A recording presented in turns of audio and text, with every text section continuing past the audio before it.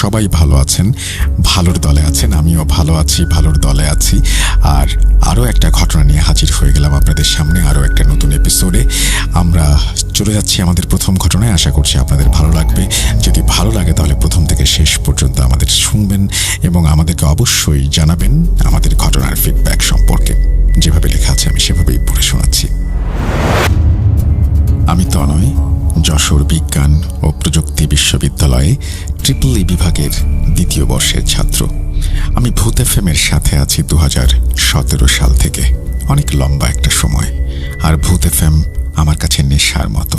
রাতে ভূত.কমের কিছু স্টোরিটা শুনলে আমার ঘুমই হয় না।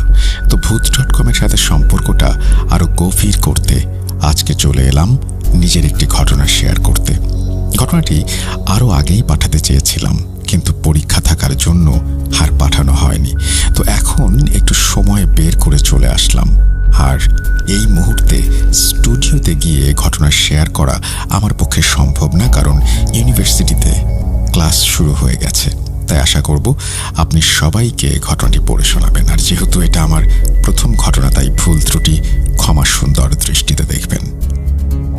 ঘটনা না, ঠিক ঘটনা না, বরং এটাকে বলা উচিত ভয়ঙ্কর সত্য ঘটনা। ঘটনাটি ঘটেছিল আমার এক কাকুর সাথে। সঙ্গত কারণে আমি তার নাম ও পরিচয় গোপন রাখছি। ঘটনাটি ঘটেছিল 2013 সালে ভারতের উত্তরাখণ্ডের কোনো একটি এলাকায়। কাকু ছিলেন তৎকালীন রেলওয়ের একজন ইঞ্জিনিয়ার। আপনারা হয়তো জানেন যে সকল মালবাহী রেলে কয়েকজন ইঞ্জিনিয়ার সর্বদাই উপস্থিত থাকেন এবং তাদের কাজ রেলে কোনো রকম যান্ত্রিক ত্রুটি দেখা দিলে তা খুঁজে বের করা এবং সমাধান করা। যেহেতু রেলগুলো হাজার হাজার মাইল পাড়ি দিত, তিনি রেলওয়েতে যুক্ত ছিলেন সেই 2000 সাল থেকে। তাই এটি তার জীবনের একটি অংশ হয়ে উঠেছিল। দিনটি ছিল 27 মে 2013। অন্য সময়ের মতো ওই দিনও কাকু ডিউটিতে ছিলেন একটি তেলবাহী রেলে, যার গন্তব্য ছিল উত্তরাখণ্ড থেকে দক্ষিণ ভারতের কোনো এক জেলা।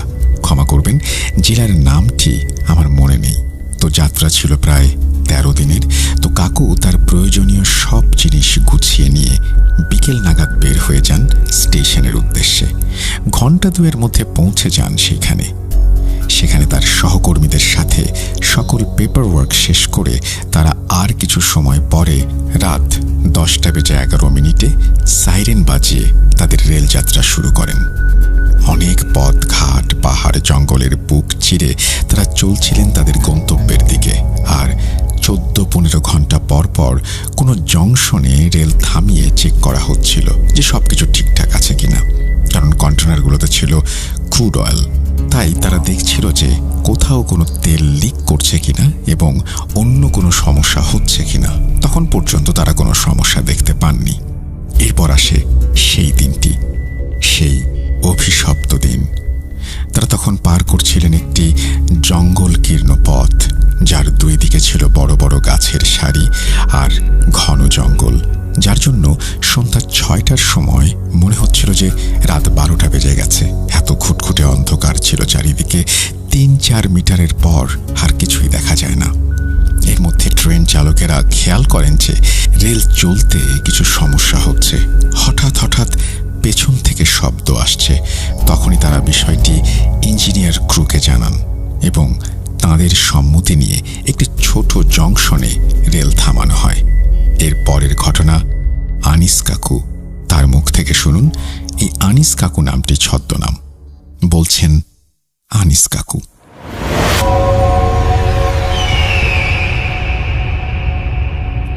রেল থেকে নেমে আমাদের সকলের চক্ষু চড়ক গাছ। জংশনটি ছিল খুবই জীর্ণ। না জানি কতদিন কোনো মানুষের পা পড়েনি এখানে। চারিদিকে অন্ধকার থাকার জন্য আমরা টর্চ বের করে তা জ্বালিয়ে চারিদিকে তাকিয়ে দেখলাম যে প্ল্যাটফর্ম ফেটে গাছের শেকড় বের হয়ে গেছে। চারিদিকে মাকড়সার জাল আর লতানো গাছ দিয়ে ভর্তি। মাঝে ট্রেন লাইন ছাড়া বাকি সবই অচল। একসময় খেয়াল করলাম যে প্ল্যাটফর্ম থেকে বের হওয়ার মেইন গেটটি বন্ধ। এটা দেখে আমরা সকলে একটু অবাক হলাম। এরপর আমাদের সাথে থাকা মেকানিক্যাল ক্রুর 2 জন একটি মশাল তৈরি করলেন আর প্রায় 100 মিটার দূরে থাকা একটি সিগন্যাল পোস্টের ওপর লাগিয়ে দিলেন, যাতে সামনে থেকে আসা কোনো ট্রেন তা দেখতে পায়। এরপর আমরা 3 গ্রুপে ভাগ হয়ে যাই এবং সমস্যা খুঁজতে শুরু করি। আমার সাথে ছিলেন আমার অনেক পুরনো এক বন্ধু রবিন। তার জন্ম ভারতেই, কিন্তু তার বাবা বাঙালি হওয়ায় তার এই নাম। আমরা একসাথে অনেক সময় থেকে কাজ করছি, তাই আমাদের মধ্যে খুবই ভালো বন্ধুত্ব। তো আমরা 2 জন একসাথে কাজ করতে শুরু করেছিলাম এবং আমরা 2 জন রেলের 2 দিকে হাঁটছিলাম এবং চাকাগুলো চেক করছিলাম। মাঝে মাঝে চাকার নিচের দিকে এদিক ওদিক আলো ফেলে আমরা বোঝার চেষ্টা করছিলাম সমস্যাটা কোথায়। চারিদিকে ছিল ঘন অন্ধকার, আর এরই মধ্যে আমরা কাজ চালিয়ে যাচ্ছিলাম। চারিদিক থেকে নানা রকম জন্তু জানোয়ারের আওয়াজ ভেসে আসছিল। শেয়ালের জ্বলন্ত চোখ এদিক ওদিক ছোটাছুটি করছিল, আর হালকা একটা বাতাস বইছিল, যা আমাদের মধ্যে অন্যরকম একটা শিহরণ তৈরি করেছিল। এ ছিল এক অজানা আতঙ্ক। এভাবে আমরা সমস্যা খুঁজতে খুঁজতে প্রায় 300 মিটার পেছনে চলে যাই। হঠাৎ সামনে থেকে একজন চেঁচিয়ে বলে ওঠে, স্যার, সমস্যা খুঁজে পেয়েছি। 7 নম্বর বগির চাকার বেয়ারিং ভেঙে গেছে। আমি বললাম, ঠিক আছে, তোমরা সবাই সারাই করো, আমি আসছি। বলেই যখন রবিনকে ডাকার জন্য সামনে তাকালাম, আমার বুক এক আতঙ্কে ধুক করে উঠল। আমি স্পষ্ট শুনলাম যে মৃদু একটা আর্তনাদ হাওয়ায় মিলিয়ে গেল, আর রেলের ওই দিক থেকে আর কোনো আলো দেখা যাচ্ছে না। আমি 2-3 বার রবিন রবিন বলে ডাকলাম, কিন্তু সব চুপচাপ, কোনো উত্তর আসলো না। তৎক্ষণাৎ আমার মনের মধ্যে অজানা এক ভয় দানা বাঁধতে শুরু করলো। আমি আর কিছু না ভেবে হাতে থাকা টর্চটা নিয়ে রেলের চাকার নিচ দিয়ে কোনোভাবে ওই দিকে চলে গেলাম, কিন্তু রবিন কোথাও নেই। আমি আতঙ্কগ্রস্ত হয়ে পড়ি। এদিক ওদিক রবিনকে খুঁজতে শুরু করি, কিন্তু কোথাও তার চিহ্ন ছিল না। কিছুক্ষণ পর ঘটে গেল আরও এক ভয়াবহ ঘটনা। জঙ্গলের দিক থেকে হঠাৎ এক মেয়েলি ক্ষীণ কণ্ঠ ভেসে আসলো। সে অস্পষ্টভাবে কিছু বলছিল। কথাটি ছিল অনেকটা এরকম, আয় কাছে আয়, ওকে নিয়ে যা। প্রথমে আমি এটিকে আমার মনের ভুল ভেবে উড়িয়ে দেই, কিন্তু কিছু সময় পর আবারও শুনতে পাই সেই কণ্ঠ, এবার অনেকটা স্পষ্ট। মুক্তি দে। এদিকে আমাকে এদিক ওদিক ছুটতে দেখে আমার কাছে এগিয়ে আসেন মেকানিক্যাল ক্রু একজন লোক, নাম আজহার আলী। তিনি আমার কাছে এসে আমাকে প্রশ্ন করেন, কি হয়েছে স্যার? আপনি এভাবে এদিক ওদিক ছুটছেন কেন? আর রবিন স্যার কই? আমি আজহার ভাইকে সবকিছু খুলে বলি এবং তৎক্ষণাৎ জঙ্গলের দিক থেকে পুনরায় ভেসে আসে সেই মেয়েলি আওয়াজ, এবং আমার সাথে আজহার ভাইও তা শুনতে পান। এরপর তিনি বলেন, স্যার, ভাবগতিক সুবিধের মনে হচ্ছে না। রবিন স্যার হয়তো কোনো বিপদে পড়েছেন। চলেন আমরা এই শব্দের উৎস ধরে একটু এগিয়ে গিয়ে দেখি। অন্যদের বিষয়টি জানার কথা বললে আজহার ভাই আমাকে মানা করেন, বলেন, বাকিরা এইসব শুনলে ভয় পেয়ে যেতে পারে। আপনি ওপরওয়ালাকে ডাকতে থাকেন আর আমার সাথে চলেন। এরপর তিনি একটি তসবিহ হাতে নিলেন এবং কিছু একটা পড়ে আমার শরীরে ফুঁ দিয়ে বললেন, চলেন স্যার, দেখবেন উনিই আমাদের রক্ষা করবেন। তার কথা শুনে আমি মনে একটু সাহস পেলাম, আর হাতে থাকা টর্চটা শক্ত করে ধরে তার সাথে হাঁটতে শুরু করলাম। এরপর কোমর সমান একটা বেড়া টুপকে আমরা জঙ্গলে ঢুকতে শুরু করলাম। ঢোকার সময় আমার মনে শুধুই অশুভ চিন্তা আসছিল। এই পর্যায়ে আমি আজহার ভাইয়ের হাত শক্ত করে চেপে ধরে চলতে শুরু করি। এদিকে আজহার ভাই সূরা পড়েই যাচ্ছিলেন। আমি দেখলাম টর্চের আলো আর বেশি দূর যাচ্ছে না। গাছগুলো এতই ঘন ছিল যে 3 মিটারের বেশি দেখা যাচ্ছিল না। হঠাৎ আবার শুনতে পেলাম সেই কণ্ঠ, সেই মেয়েলি কণ্ঠ। না, এবার সে আমাদের আহ্বান করছে না, বরং এবার সে পরম তৃপ্তি স্মৃতি নিয়ে হেসে চলেছে। ঢোকার সময় লক্ষ্য করলাম চারিদিকের গাছগুলো যেন আমাদের ধীরে ধীরে ঘিরে ধরছে, কারণ আমি পেছনে আর কোনো রাস্তা দেখতে পাচ্ছিলাম না। এর মধ্যেই এক লোমশ বিশাল দেহী কুকুর আমাদের পথ আটকে দাঁড়ালো। দেখে মনে হচ্ছিল সে খুব রেগে গেছে, রাগে গজগজ করছিল। সাথে তার ধারালো দাঁতগুলো বের হয়ে এসেছিল, যেন আমাদের ধরতে পারলেই ছিঁড়ে খাবে। আজহার ভাই কুকুরটিকে কয়েকবার সরানোর চেষ্টা করেন, কিন্তু কুকুরটি সরছিলই না, বরং আমাদের দিকে আরো এগিয়ে আসছিল। বিপদ বুঝে আজহার ভাই একটি গাছের ডাল হাতে নেন এবং সাথে সাথে কুকুরটির মাথায় মারেন। কুকুরটি তখনই পালিয়ে যায় আর ঘন অন্ধকারে মিলিয়েও যায়। আমরা আবার চলতে শুরু করি এবং পেছন থেকে কেউ বলে ওঠে, আরো সামনে যেও না, মৃত্যু, স্বয়ং মৃত্যু অপেক্ষা করছে সামনে। এই কথা শুনে আমরা তখনই পিছিয়ে যাই, কিন্তু টর্চের আলোতেও আশেপাশে কাউকে দেখতে পাই না। ভয় আরো 10 গুণ বেড়ে গিয়েছিল। আর একটু সামনে এগোতে অন্ধকারের মধ্যে চোখে পড়ে একটি মন্দিরের মঠ এবং তার চূড়ার কিছু অংশ। কিন্তু দেখেই বোঝা যাচ্ছিল যে মন্দিরটি অনেক পুরনো, কারণ মঠের ওপরের অনেক জায়গা খসে গেছে। এরপর আমরা সেই মঠটিকে অনুসরণ করে সামনে এগিয়ে যেতে থাকি, কিন্তু আমাদের টর্চের আলো ক্রমশ কমে আসছিল। একসাথে দুজনের টর্চের আলো কমে যাওয়া আমাদের কাছে তখন স্বাভাবিক লাগছিল না। মনের মধ্যে যেন একটি দ্বন্দ্ব চলছিল। আমার মন বলছিল বন্ধুকে খুঁজতে সামনে এগিয়ে যেতে, কিন্তু আমার মস্তিষ্ক বলছিল আর সামনে না এগোতে। চারিদিক থেকে নানান রকমের আওয়াজ আসছিল। আমরা বুঝতে পারছিলাম এগুলো কোনো স্বাভাবিক আওয়াজ না। এক এক সময় মনে হচ্ছিল আমাদের চারপাশে দ্রুত কেউ যেন ঘুরছে, আবার কিছুক্ষণের মধ্যে সব নিশ্চুপ হয়ে যাচ্ছে। আলো আঁধারির মাঝে আমরা ধীরে ধীরে পৌঁছে যাই সেই মন্দির প্রাঙ্গণে। বুঝতে আমাদের আর তখন বাকি ছিল না যে এটা কোনো সাধারণ মন্দির নয়। মন্দিরটা খুব একটা বড় ছিল না, শুধু মঠটি ছিল অনেক উঁচু, কিন্তু এর প্রধান ফটকটি ছিল বন্ধ। এর উপর তাবিজ ও লাল কাপড়ে আচ্ছাদিত ছিল এবং এর সামনে আড়াআড়ি করে রাখা ছিল এক জোড়া ত্রিশূল, আর ফটকের ওপরে ঝোলানো ছিল একটি মাথা। দেখে মনে হচ্ছিল পাঁঠার মাথা, কিন্তু সময়ের সাথে চামড়া পচে গিয়ে খুলি বের হয়ে গেছে। এসব দেখে আজহার ভাই আমাকে বললেন, স্যার, আমার কিন্তু এসব স্বাভাবিক লাগছে না। এবং আরও কেউ মেয়েলি কণ্ঠে বলল, কে, মুক্ত করবি না? এবার আমরা খেয়াল করলাম যে আওয়াজটা অন্য কোথাও থেকে না, বরং আসছে সেই বন্ধ মন্দিরের ভেতর থেকে। আমরা আঁতকে উঠলাম এই ভেবে যে এতদিন থেকে বন্ধ মন্দির, সেখান থেকে আওয়াজ করবে কে? কেউ কি এর ভেতরে বেঁচে থাকতে পারে? এরপরেই শুনলাম রবিনের আর্তনাদ সেই মন্দিরের ভেতর থেকে আসছে। এসব দেখে শুনে আমি কিছুতেই আর বিশ্বাস করতে পারছিলাম না। মেরুদণ্ড দিয়ে ভয়ের স্রোত বয়ে যাচ্ছিল অনবরত। সামনে কি হচ্ছে তা দেখার জন্য যেই না একটু পা বাড়াবো, আজহার ভাই আমার হাত খপ করে ধরে বললেন, স্যার, এখানে আমাদের সমূহ বিপদ, এখানে আর এক মুহূর্ত দাঁড়ানো উচিত হবে না। বলে আজহার ভাই আমাকে নিয়ে যেই মাত্র পেছনে ফিরলেন, অমনি আমাদের হাতে থাকা টর্চগুলো দপ করে নিভে গেল। এতক্ষণ কম আলো থাকলেও চারিদিক কিছুটা দেখা যাচ্ছিল, ঠিক ঠাহর করা যাচ্ছিল অন্তত। কিন্তু এবার পুরোপুরি অন্ধকার, খুটখুটে অন্ধকার যাকে বলে।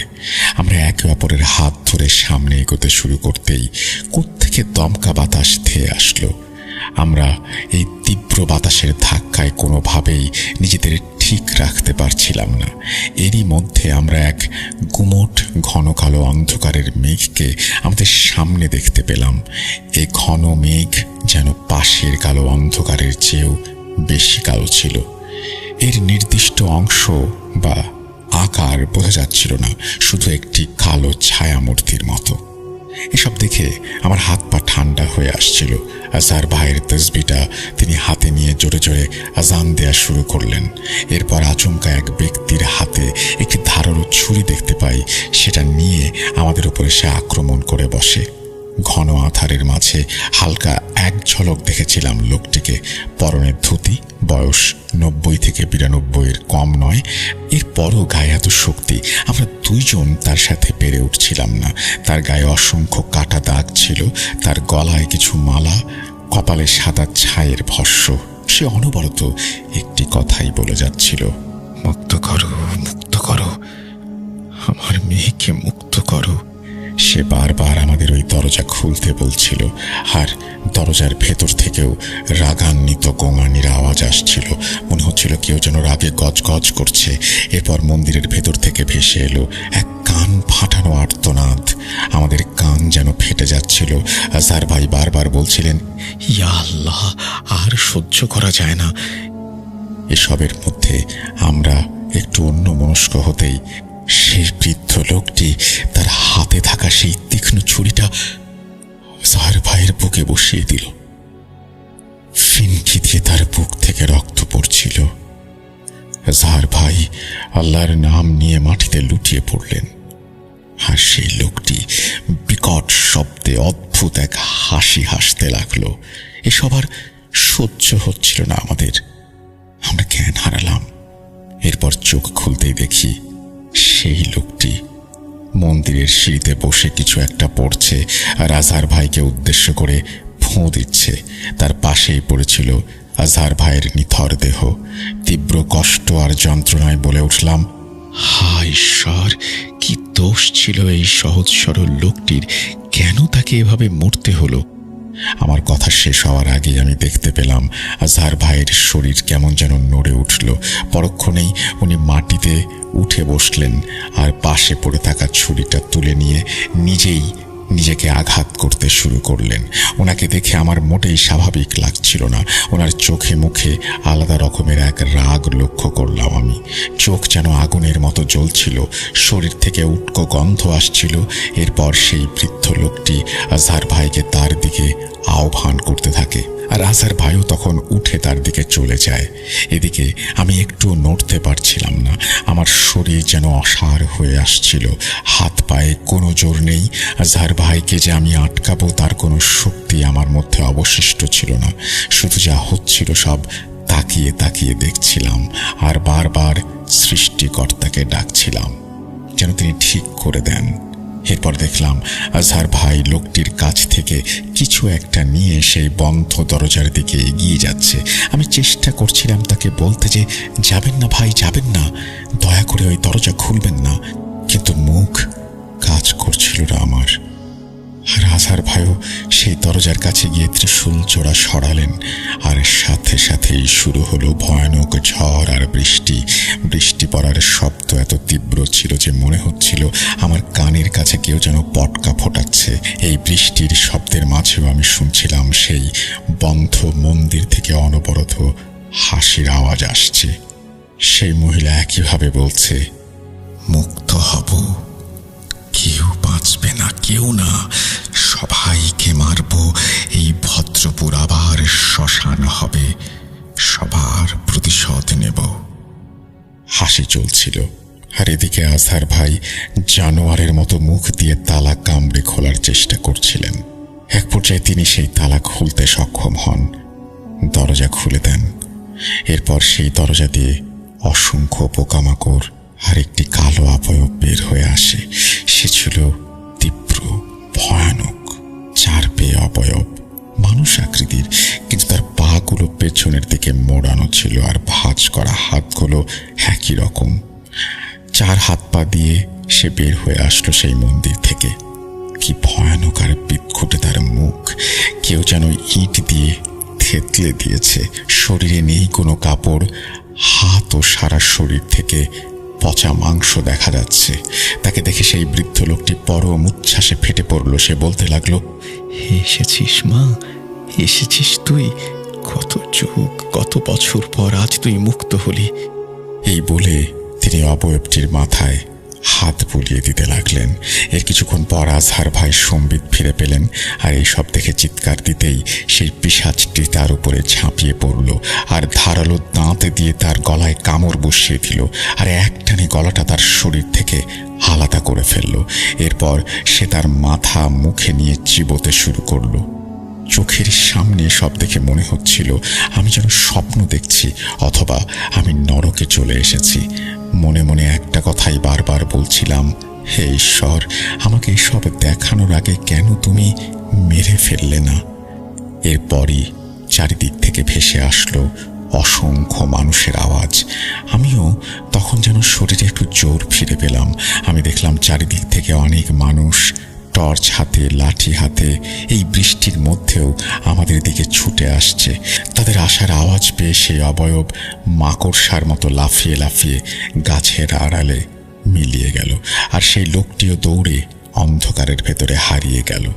কয়েকজন লোক তার পিছু ধাওয়া করতে করতে এগিয়ে গেল, আর বাকিরা আমাদের দিকে এগিয়ে আসলো। মন্দিরের দরজা খোলা দেখে তারা আতঙ্কে ভয়ে চিৎকার শুরু করে দিল। তারা জোরে জোরে সৃষ্টিকর্তাকে ডাকছিল আর বলছিল, হে কি করলে ঈশ্বর, কেন করলে? আবার সেই ভয়, আবার সে কেন ফিরে এলো? এরপর লোকজন আমাকে দেখে ক্ষেপে উঠল। তারা রাগে আমাদের দিকে এগিয়ে আসলো। একজন তার হাতে থাকা লাঠিটা দিয়ে আমার মাথায় সজোরে আঘাত করলো, আর সাথে সাথে আমি জ্ঞান হারালাম। পরদিন যখন আমার চোখ খুলল, আমি মাথার ওপর ঝলমলে রোদ দেখতে পেলাম, আর আমার চারিদিকে দাঁড়িয়ে আছে অনেক লোক। সাথে আমার দলের লোকজনকেও দেখতে পেলাম। আমি উঠে বসতেই দেখলাম আমার সামনে কিছু লোক বসে আছে, আর তাদের মাঝে গালে হাত দিয়ে বসে আছেন একজন। পাশ থেকে একজন বলে উঠল, উনি নাকি গ্রামের মোড়ল। আমি তার সাথে কথা বলতে গেলে উনি আমাকে কথা বলার সুযোগ না দিয়েই বললেন, কেন করলেন এই কাজ? কি ক্ষতি করেছিলাম আমরা আপনার? ভিড়ের মধ্য থেকে কেউ একজন বলে উঠল, মারো ওকে, মারো। যে আমাদের মরণকূপ খুলে দিয়েছে তার বেঁচে থাকার কোনো অধিকার নেই। আমি সবাইকে শান্ত করার চেষ্টা করে বললাম, দেখুন, আমিও আপনাদের মতোই মানুষ। জেনে বুঝে অন্যের ক্ষতি হবে এমন ভুল আমি কোনো দিনই করব না। আমার কথা শুনে মোড়ল বললেন, তাহলে কেন খুললেন সেই দরজা? হায় ঈশ্বর, কি অন্যায় করেছিলাম আমরা। কিছুক্ষণ চুপ থেকে তিনি আবার আমাকে উদ্দেশ্য করে বললেন, আপনি জানেন আপনি কি করেছেন? আপনি 1952 বছরের পুরনো অভিশাপ আজ আপনার হাত ধরে আবার ফিরিয়ে নিয়ে এসেছেন। আবার এই ভদ্রপুর গ্রামের ওপর সেই মৃত্যুর কালো ছায়া নেমে এসেছে। মোড়লের মুখ থেকে ভদ্রপুর নামটি শুনে আমার গতকাল রাতের সেই সব ঘটনা মনে পড়ে গেল। সেই পিশাচের মুখ থেকে শোনা নামটির কথা আমার মাথায় আঘাত করল। সেও ঠিক একই নাম বলেছিল। এরপর আমি মোড়লকে সব ঘটনা খুলে বললে উনি আমাকে রাগান্বিত স্বরে বলেন, যা অঘটন ঘটানোর আপনি ঘটিয়ে ফেলেছেন, আর শুনে আমার কোনো কাজ নেই। আমাদের এখন সামনে ধেয়ে আসা এই বিপদ থেকে বাঁচার পথ খুঁজতে হবে। আপনারা চলে যান, আর এক মুহূর্ত আপনারা এখানে থাকবেন না। চলে যান। তার কথা শুনে আমরা ওইখানে আর দাঁড়াইনি, চলে আসি। কি ভাবছেন ঘটনা শেষ?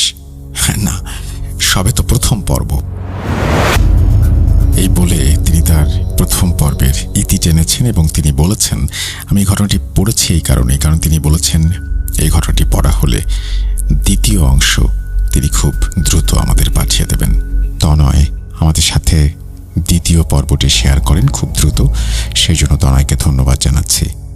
তিনি লিখছেন, আসসালামু আলাইকুম রাসেল ভাই, ফিরে এলাম আমার পাঠানো ঘটনার দ্বিতীয় কিস্তি নিয়ে। প্রথম পর্বে আমরা শুনেছিলাম সেই ভদ্রপুর গ্রাম থেকে বের হয়ে গিয়েও বের না হওয়ার ঘটনা। তো চলুন শেষ পর্ব শোনা যাক। বলছেন অনিশ কাকু,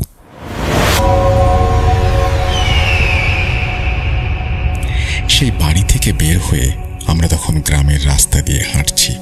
মনের মধ্যে শুধু ঘুরছে গতকাল রাতের সেই আত্মা কাঁপার ঘটনা আর গ্রামের লোকজনের করুণ কান্নার দৃশ্য। আমি যেন কোনোভাবেই নিজেকে ঠিক রাখতে পারছিলাম না।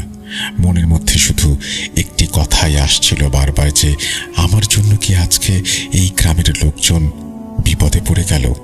আমি কি তাদের মৃত্যুর দিকে ঠেলে দিলাম?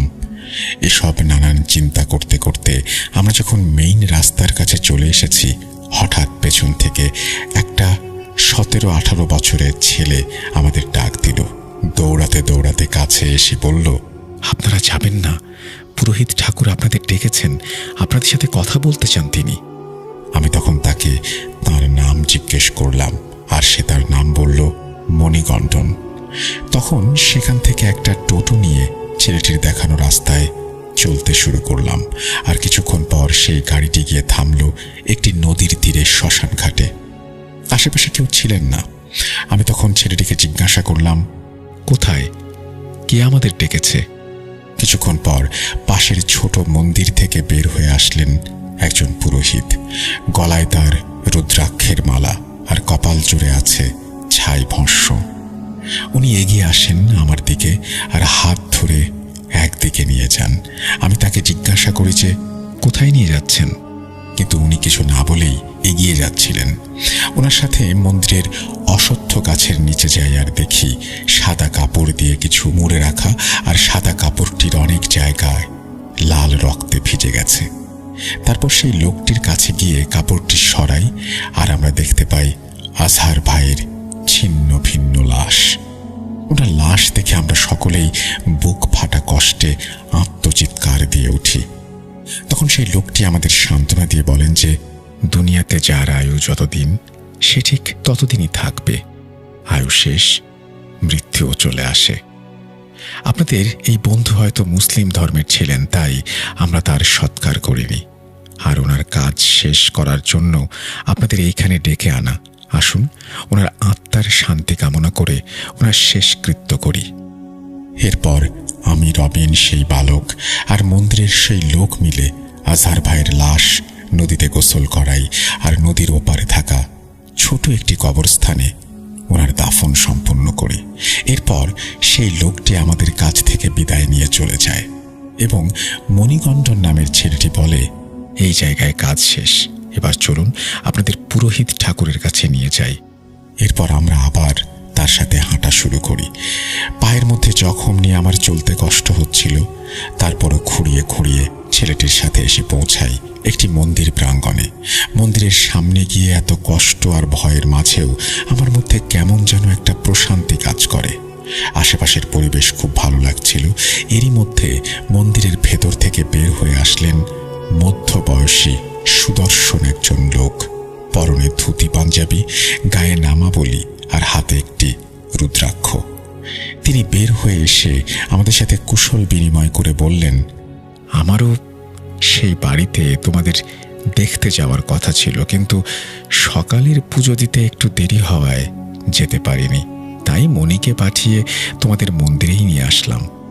আমি তখন তার নাম, আমাদের মন্দিরে ডাকার কারণ জানতে চাইলাম। উনি বললেন, আমার নাম পূর্ণনাথ বাচস্পতি। আমি এই মন্দিরের পূজারী এবং গ্রাম পঞ্চায়েতের একজন সদস্য। আর তোমাদের এখানে আনার কারণ হচ্ছে গ্রামে ঘনিয়ে আসা সমূহ বিপদ থেকে সবাইকে রক্ষা করার উপায় খোঁজা। ওনার কথা শুনে রবিন এবং আমি একটু নড়ে চড়ে বসলাম। ওনার কাছ থেকে সবকিছু জানতে চাইলাম। তখন উনি বললেন, এখন নয়, তোমরা এখন ক্লান্ত, তোমরা খাওয়া দাওয়া করে একটু বিশ্রাম নাও। সন্ধ্যায় মন্দিরে সন্ধ্যা আরতির পর আমরা এই সব নিয়ে আলোচনা করব। আর তোমরা যতদিন গ্রামে আছো আমার সাথে এই ঘরে থাকবে। এরপর তার কথায় আমরা দুপুরের খাবার খেয়ে তার ঘরেই বিশ্রাম নেই। বিকালে আমাদের ঘুম ভাঙে ঘণ্টা আর কাসরের আওয়াজে। বাইরে বের হয়ে দেখি মন্দিরে সন্ধ্যা আরতি শুরু হয়েছে, আর সেইখানে প্রচুর লোক সমাগম ঘটেছে। চারিদিক খুব সুন্দর ধূপের গন্ধে ভরে উঠেছে, আর সবাই হাত জোর করে দাঁড়িয়ে আছে।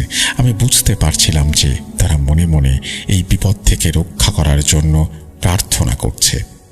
এর মধ্যে গ্রামের লোকজন আমাদের সেই মন্দির দেখে ভীষণ ক্ষুব্ধ হয় আর আমাদের দিকে এগিয়ে আসতে থাকে। তখন পূর্ণনাথ বাবু মন্দির থেকে বের হয়ে আসেন এবং সবাইকে উদ্দেশ্য করে বলেন, কেউ ভুলেও এদের গায়ে হাত দেবে না, এরা আমার অতিথি। তার কথায় সেখানে উপস্থিত গ্রামের পঞ্চায়েত প্রধান শশীধন ভাও বলেন, এদের জন্যই আজকে গ্রামের এত বড় বিপদ, আর আপনি এদের অতিথি বলছেন? তখন পূর্ণনাথ বাবু বললেন, এরা ইচ্ছা করে আমাদের গ্রামে বিপদ বয়ে আনেনি। আমাদের কপালে যা ছিল তাই হয়েছে, আর এরা নিজেরাই রাজি হয়েছে এই বিপদ থেকে রক্ষা পেতে আমাদের সাহায্য করার জন্য। তাই কেউ তাদের সাথে দুর্ব্যবহার করবে না। এরপর সকলেই তার কথায় শান্ত হয় এবং পূজার প্রসাদ নিয়ে একে একে বাড়ি চলে যায়। এরপর মন্দিরের ভেতর কিছু কাজ শেষ করে পূর্ণনাথ বাবু আমাদের নিয়ে মন্দিরের বারান্দায় বসেন। তারপর বলতে শুরু করেন, আজ গ্রামের উপর নতুন কোনো বিপদ আসেনি। ৭৮ বছরের পুরনো ইতিহাস নিজেই তার পুনরাবৃত্তি ঘটিয়েছে। তার কথার মধ্যেই 4 জন যুবক এসে আমাদের সাথেই মন্দিরের বারান্দায় বসে। বয়স তাদের ২৬-২৭-এর বেশি হবে না। তারা আমাদের পাশে চুপ করে বসে পূর্ণনাথ বাবুর কথা শুনতে থাকে। পূর্ণনাথ বাবু বলছেন, আজ থেকে ১০০ বা ১২০ বছর আগে এই গ্রামের অনেকেই নাকি সঞ্জীবনীকরণ জাদু জানতেন, যার দ্বারা মৃত মানুষকে পুনর্জীবিত করা সম্ভব ছিল। কিন্তু এই জাদুর একটি বিরূপ দিক ছিল। এই যে যদি কেউ কাজ করার সময় মন্ত্র বা রিচুয়ালে কোনো ভুল করে, তাহলে সেই লাশের মধ্যে পৈশাচিক শক্তির আবির্ভাব ঘটে এবং তারা তখন সামনে যাকে পায় তাকেই মেরে ফেলে। আর হতোও তাই। বেশিরভাগ সময়ই রিচুয়ালে কোনো না কোনো ভুল হতো, আর তখন যে জাদু করেছিল তার পরিবারের সবাইকে প্রাণ দিয়ে তার ভুলের মাসুল দিতে হতো। খুব কম লোক ছিলেন যারা এই কাজ সঠিকভাবে করতে পারতেন, কিন্তু বেশিরভাগ সময় ভুল হওয়ার কারণে আস্তে আস্তে অনেক মানুষ এই জাদু টোনার বিরোধিতা শুরু করে এবং এই সব বন্ধ করার জন্য আন্দোলন চালায়। তখন অনেকেই এই কাজ বন্ধ করে দেয় এবং যারা এই জাদু টোনা অতি সূক্ষ্মভাবে জানতেন তারা সেই বিদ্যা পুঁথিবদ্ধ করে রেখে যান তাদের পরবর্তী বংশধরদের জন্য। এমনই একজন ছিলেন আচার্য শঙ্করেশ্বর অঘোরা। সবাই বলেন উনি নাকি এইসব জাদুবিদ্যা সব থেকে ভালোভাবে প্রয়োগ করতে পারতেন, আর প্রায় ১১০ বছর আগে উনি একটি পুঁথিতে সবকিছু লিখে রেখে যান। আর প্রায় ৮০ বছর পূর্বে তার সেই পুঁথিটি হাতে পায় তারই এক বংশধর, নাম রুদ্রান্দ্রনাথ অঘোরা। একে তোমরা খুব ভালোভাবেই চেনো। সেই ৯০-৯২ বছর বয়সী সেই বৃদ্ধ লোক যাকে তোমরা বনের গহীনে মন্দিরের প্রাঙ্গণে দেখেছিলে। পূর্ণনাথ বাবুর কথা শুনে তখন আমরা অবাক হয়ে যাই এবং অতীতের সাথে বাস্তবের মিল পেতে শুরু করি। পূর্ণনাথ বাবু বলেন, রুদ্রনাথ ছোটবেলা থেকেই অনেক ধূর্ত প্রকৃতির একজন মানুষ ছিল। যে কোনো কাজ সে খুব চালাকির সাথে করতে পারত এবং তার কোনো প্রমাণও সে রাখত না। কিন্তু অন্যদিকে সে ছিল অত্যন্ত ভালো একজন ছাত্র। পাঠশালার শিক্ষকও মাঝে মাঝে তার জ্ঞানের পরিধির কাছে হার মানতেন। ২৬ বছর বয়সে সে বিয়ে করে এবং ৩ বছর পর তার ঘর আলো করে আসে ফুটফুটে এক কন্যা সন্তান। সবকিছু নিয়ে ভালোই চলছিল তার সংসার। গ্রীষ্মের কোনো এক সকালে সে তার ঘর মেরামত করার সময় মাটি খুঁড়তে গিয়ে মাটির নিচ থেকে একটি ছোট বাক্স খুঁজে পায়। বাক্সটি খুলে দেখতে পায় তার পূর্বপুরুষের রেখে যাওয়া সেই পুঁথি। ভালো ছাত্র হওয়ার কারণে খুব তাড়াতাড়ি রুদ্রনাথ পুঁথির সকল বিদ্যা শিখে যায় এবং মানুষের ওপর প্রয়োগ করার সিদ্ধান্ত নেয়। এ কাজের জন্য কোনো এক রাতে সে নদীর ওপারে ছোট কবরস্থান থেকে সদ্য কবর দেয়া একজন পুরুষের লাশ উঠিয়ে নিয়ে আসে এবং পরবর্তী রাত থেকে শুরু হয় রিচুয়াল। শুরুতে সবকিছু ঠিকভাবে চললেও শেষ মুহূর্তে গিয়ে ঘুমের ঘোরে সে কিছু ভুল করে বসে এবং তখন পুনর্জীবিত হওয়ার বদলে সেই লাশটি পরিণত হয় এক রক্ত পিপাসু পিশাচে এবং তৎক্ষণাৎ রুদ্রের স্ত্রীকে হত্যা করে সেই পিশাচ আর ঘরের বাইরে চলে যায় এবং গ্রামের আরো অনেক লোকদের সেই রাতেই নৃশংসভাবে হত্যা করে। পরের দিন আমার বাবা, যিনি এই মন্দিরের তৎকালীন পুরোহিত ছিলেন, তিনি তার ক্ষমতা বলে সেই পিশাচকে আটকাতে সমর্থ হন এবং এও জানতে পারেন যে কিভাবে এই পিশাচের আগমন ঘটেছে এই গ্রামে। তার কাছ থেকে সবকিছু জানার পর তিনি অগ্নিশর্মা হয়ে রুদ্রনাথের বাড়িতে যান এবং লাঠি দিয়ে তাকে তীব্রভাবে আঘাত করতে থাকেন এবং তাকে আধমরা করে ফেলেন। এরপর তাকে নিয়ে গ্রামের বাইরের সীমানায় ফেলে দেওয়া হয় এবং তার ঘরে আগুন লাগিয়ে দিয়ে সবাই চলে যায়। কিন্তু সেই সময় সেই ঘরে রুদ্রনাথের মেয়ে ছিল, সে ওই আগুনে দগ্ধ হয়ে মারা যায়। রাতে রুদ্রনাথ মেয়েকে নিতে অনেক কষ্টে হামাগুড়ি দিয়ে আর গড়িয়ে গড়িয়ে তার বাড়ির কাছে আসে এবং দেখতে পায় তার বাড়ির অবস্থা। এরপর সে বাড়ির ভেতরে ঢুকে তার মেয়ের আধ পোড়া লাশ দেখতে পায়। এই দৃশ্য দেখে সে কান্নায় ভেঙে পড়ে এবং গ্রামের সকলের ওপরে তীব্র ক্ষোভ তৈরি হয়। এরপর সে তার মেয়ের লাশ নিয়ে উত্তরের সেই জঙ্গলের ভেতরে পুরাতন মন্দিরে চলে যায় এবং সেখানে গিয়ে সেই রাতে শয়তানের পূজা করে এবং শয়তানকে সাক্ষী রেখে সে প্রতিজ্ঞা করে যে গ্রামের সবাইকে সে তার মেয়ের চেয়ে 100 গুণ বেশি কষ্ট দিয়ে মারবে। তখন সে সেই জায়গায় পুঁথিগত, মানে তার পূর্বপুরুষের পুঁথিতে যেভাবে উল্লেখ আছে সেইভাবে একটি বৃত্ত আঁকে এবং তার ভেতর তার মেয়েকে শুইয়ে দিয়ে বইয়ের সমস্ত মন্ত্র উল্টোভাবে পড়তে শুরু করে এবং এক পর্যায়ে তার মন্ত্রে সাড়া দেয় স্বয়ং শয়তান। সে রুদ্রনাথের মেয়েকে পরিণত করে প্রলয়ঙ্কারী এক পিশাচিনীতে। আর পরের দিন থেকেই গ্রামের উপর নেমে আসে সেই অভিশাপ আর মৃত্যুর খেলা। গ্রামে একের পর এক লোক মরতে থাকে নৃশংসভাবে। কারো হাত নেই, কারো পা নেই, কারো মাথা নেই শরীর থেকে আলাদা করা। এভাবেই গ্রামের এদিক সেদিক পড়ে আছে বহু লোকের লাশ। শুরুতে গ্রামের লোক ভেবেছিল যে এটা কোনো হিংস্র পশুর কাজ, কিন্তু কিছুদিন পর তারা আসল ঘটনা জানতে পারে। গ্রামের কিছু যুবক মধু সংগ্রহ করতে উত্তরের বনের মধ্যে ঢোকে এবং সেই পরিত্যক্ত মন্দিরে দেখতে পায় রুদ্রনাথকে। একটি বাচ্চার মাথা বৃত্তের মধ্যে রেখে কারো পূজা করছিল সে। তখন সেই যুবকেরা বুঝতে পারে যে গ্রামের এই মৃত্যু মিছিলের পেছনের আসল রহস্য এই রুদ্রনাথ অঘোরা। তখন তারা গ্রামের দিকে ছুট লাগায় সবাইকে ডেকে নিয়ে আসার জন্য, কিন্তু পথিমধ্যে তাদের ওপর হঠাৎ আক্রমণ করে সেই পিশাচিনী। টেনে ছিঁড়ে ফেলে তাদের মাথা, ঘাড় কামড় দিয়ে রক্তপান করতে থাকে। তাদের মধ্যে একজন কোনোভাবে বেঁচে ফিরতে পারে, যদিও তার একটি হাত সেই পিশাচিনী ছিঁড়ে ফেলেছিল। সে গ্রামে এসে সবাইকে ঘটনা বলে। ওই দিন রাতেই সবাই দলবল আর হাতে মশাল নিয়ে ঢোকে সেই বনের ভেতরে, আর মন্দিরের কাছাকাছি গিয়েই দেখতে পায় রুদ্রনাথের রুদ্রমূর্তি। সারা শরীরে ছাই ভস্য মেখে সে নাচছে। সাধারণ কোনো নাচ নয়, মনে হচ্ছিল যেন তার নাচের সাথে সমগ্র আকাশ বাতাস প্রকম্পিত হচ্ছে। তখন গ্রামের মোড়লের নির্দেশে সুঠামদেহী কিছু লোকজন লাঠি নিয়ে ধরতে যায় রুদ্রনাথকে, আর ঠিক তখনই গাছের ওপর থেকে তার ওপর হামলা করে সেই অবয়ব, ছিন্ন ভিন্ন করে ফেলে তাদের শরীর। আর এই সব দেখে গ্রামের লোকরা যে যেদিকে পারে ছুটতে শুরু করে নিজেদের প্রাণ বাঁচাতে, আর পেছন থেকে রুদ্রনাথ হাসতে থাকে।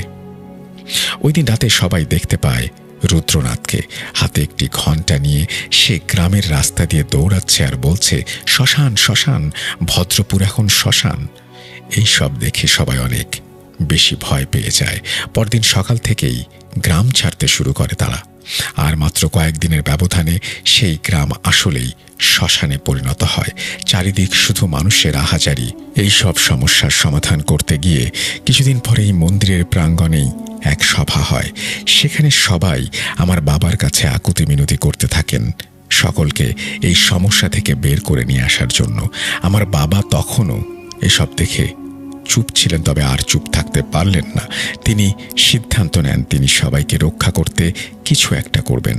তাই সবার কাছ থেকে তিনি 3 দিন সময় চেয়ে নেন এবং সবাইকে বলেন এই 3 দিন ঘর থেকে জরুরি কাজ ছাড়া বের না হতে। সেই দিন রাত থেকেই তিনি তার সমস্ত পুঁথি আর গ্রন্থ ঘাঁটতে শুরু করেন উপায় খোঁজার জন্য, কিন্তু তেমন কিছু পাচ্ছিলেন না। আর দেখতে দেখতে চলে যায় আরও 3 দিন। সেদিন ছিল গ্রামের বাৎসরিক কালী পূজা। সকাল থেকেই সবাই বিভিন্ন পূজা সামগ্রী নিয়ে মন্দিরে আসতে থাকে। বিকাল নাগাদ মন্দির প্রাঙ্গণ মনোরম হয়ে ওঠে। আমার বাবা সকল রকম প্রস্তুতি শেষ করে যেই না পূজায় বসতে যাবেন, হঠাৎ কোথা থেকে দমকা বাতাস ধেয়ে আসে আর মন্দিরের সব মশাল নিভিয়ে দেয়।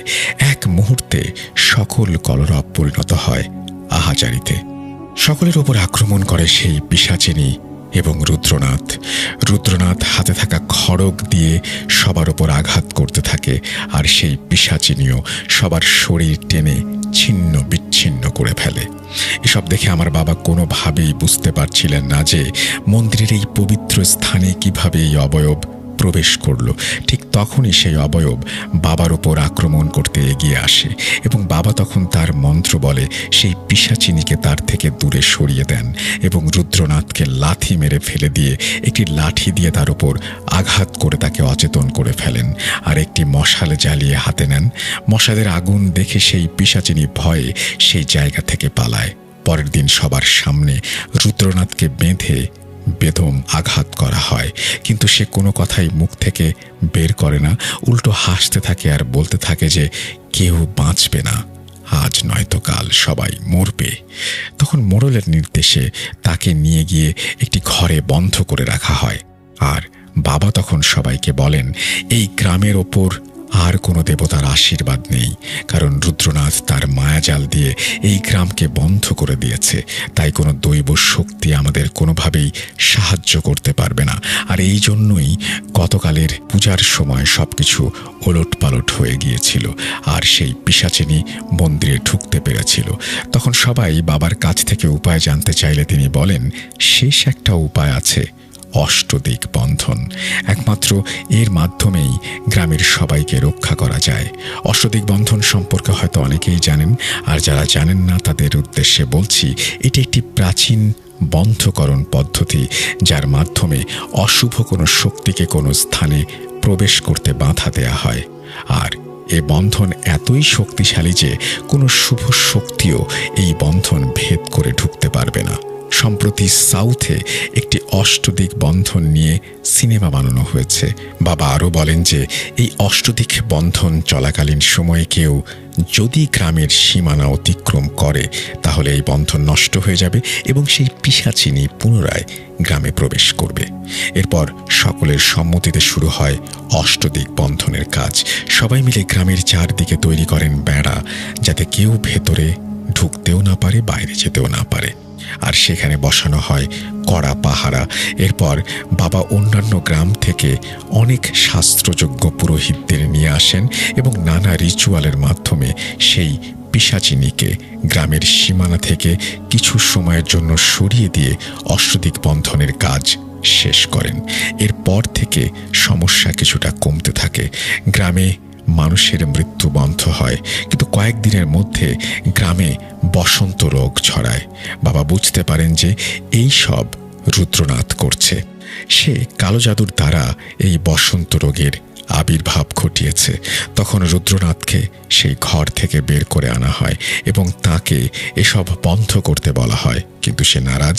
এরপর আমার বাবা তীব্র ক্রোধান্বিত হয়ে তাকে নানাভাবে অত্যাচার করতে থাকেন, কিন্তু মনে হচ্ছিল যেন তার উপর এসবের কোনো প্রভাবই পড়ছে না।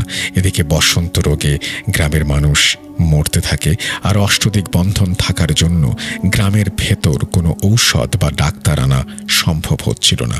এরপর আমার বাবা নিয়ে বসেন এক ভয়ঙ্কর সিদ্ধান্ত যে তিনি জীবন দিয়ে হলেও গ্রামের সবাইকে রক্ষা করবেন। এই উদ্দেশ্যে তিনি কাউকে জানতে দেন না যে তিনি কি করবেন। গ্রামের বলিষ্ঠ কিছু লোকজনকে নিয়ে তিনি শুরু করেন তার কাজ। প্রথমে তিনি রুদ্রবেশে, মানে লাল ধুতি, হাতে লাল রুদ্রাক্ষ আর কপালে লাল সিঁদুর লাগিয়ে নিজের হাত কেটে রক্ত দিয়ে মা কালীর পূজা করেন এবং সেই লোকদের নির্দেশ দেন যে রুদ্রনাথকে বন্দি করে নিয়ে আসার জন্য, আর এমনভাবে বন্দি করতে হবে যেন সে কিছু দেখতে না পায়, নিজের জিভ এবং হাত নাড়াতে না পারে। বাবার কথা মতো সেই লোকগুলো রুদ্রনাথকে নিয়ে আসে এবং বাবা তার পূজা শেষ করে মন্দিরে একজোড়া ত্রিশূল নিয়ে বের হন। এরপর তিনি রুদ্রনাথের হাত কেটে কিছুটা রক্ত একটা বাটির মধ্যে নিয়ে কিছু মন্ত্র জপ করেন এবং সেই রক্ত একটি কুকুরকে দিয়ে পান করান।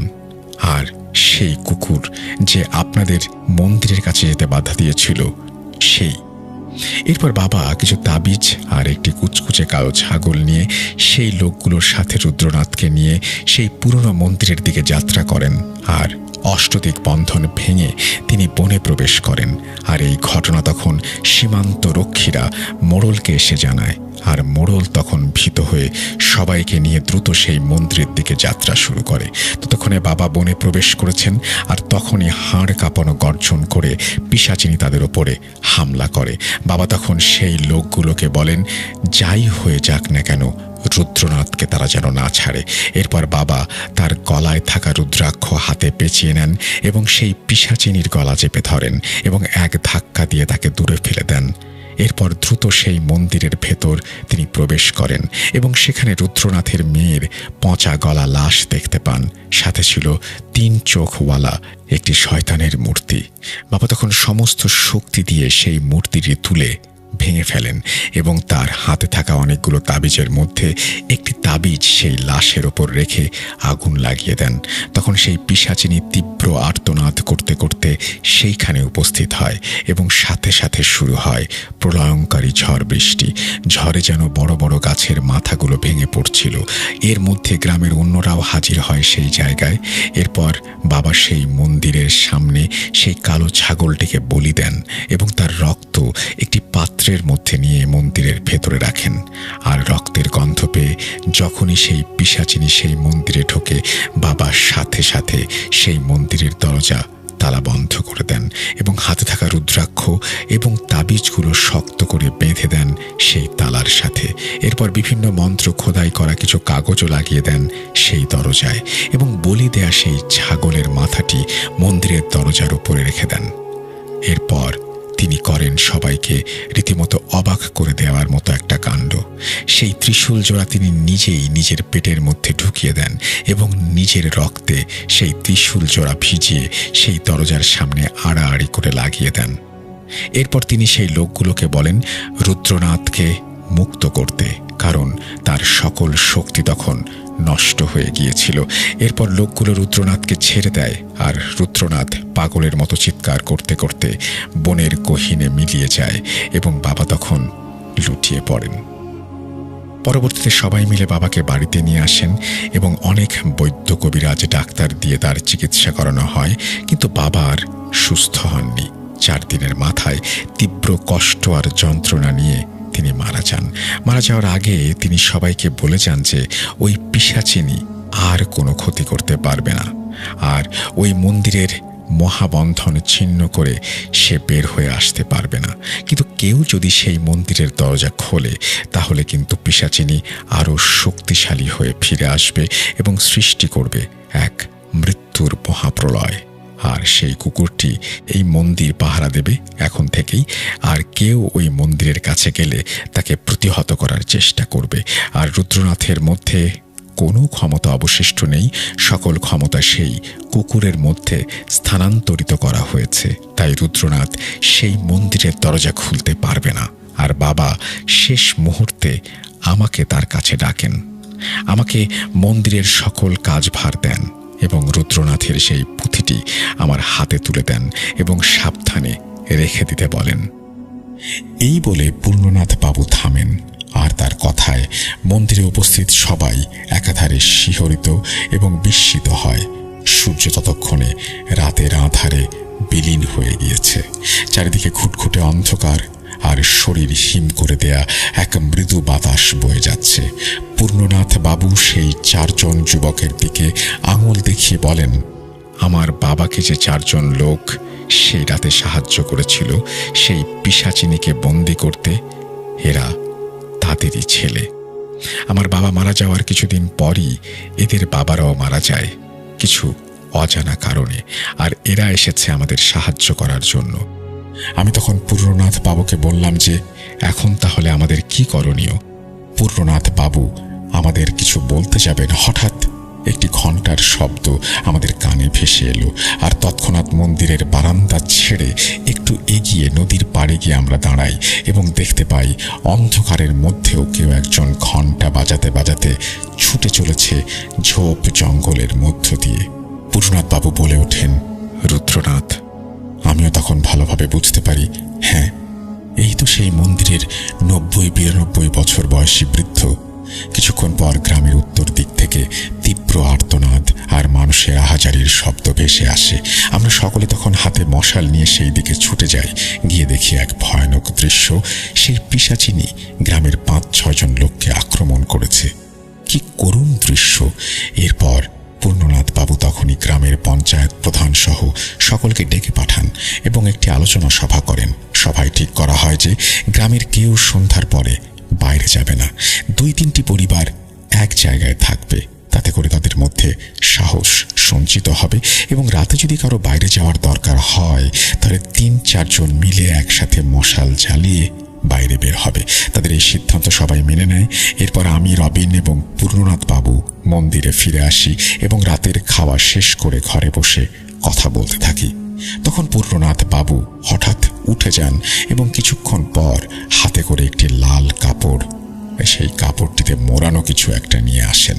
এরপর সেই কাপড় সরিয়ে বের করেন সেই পুনর্জীবিতকরণ মন্ত্র সম্বলিত পুঁথিটি। আমাদের বলেন, আমি খুব সাবধানতার সাথে পুঁথিটি লুকিয়ে রেখেছিলাম।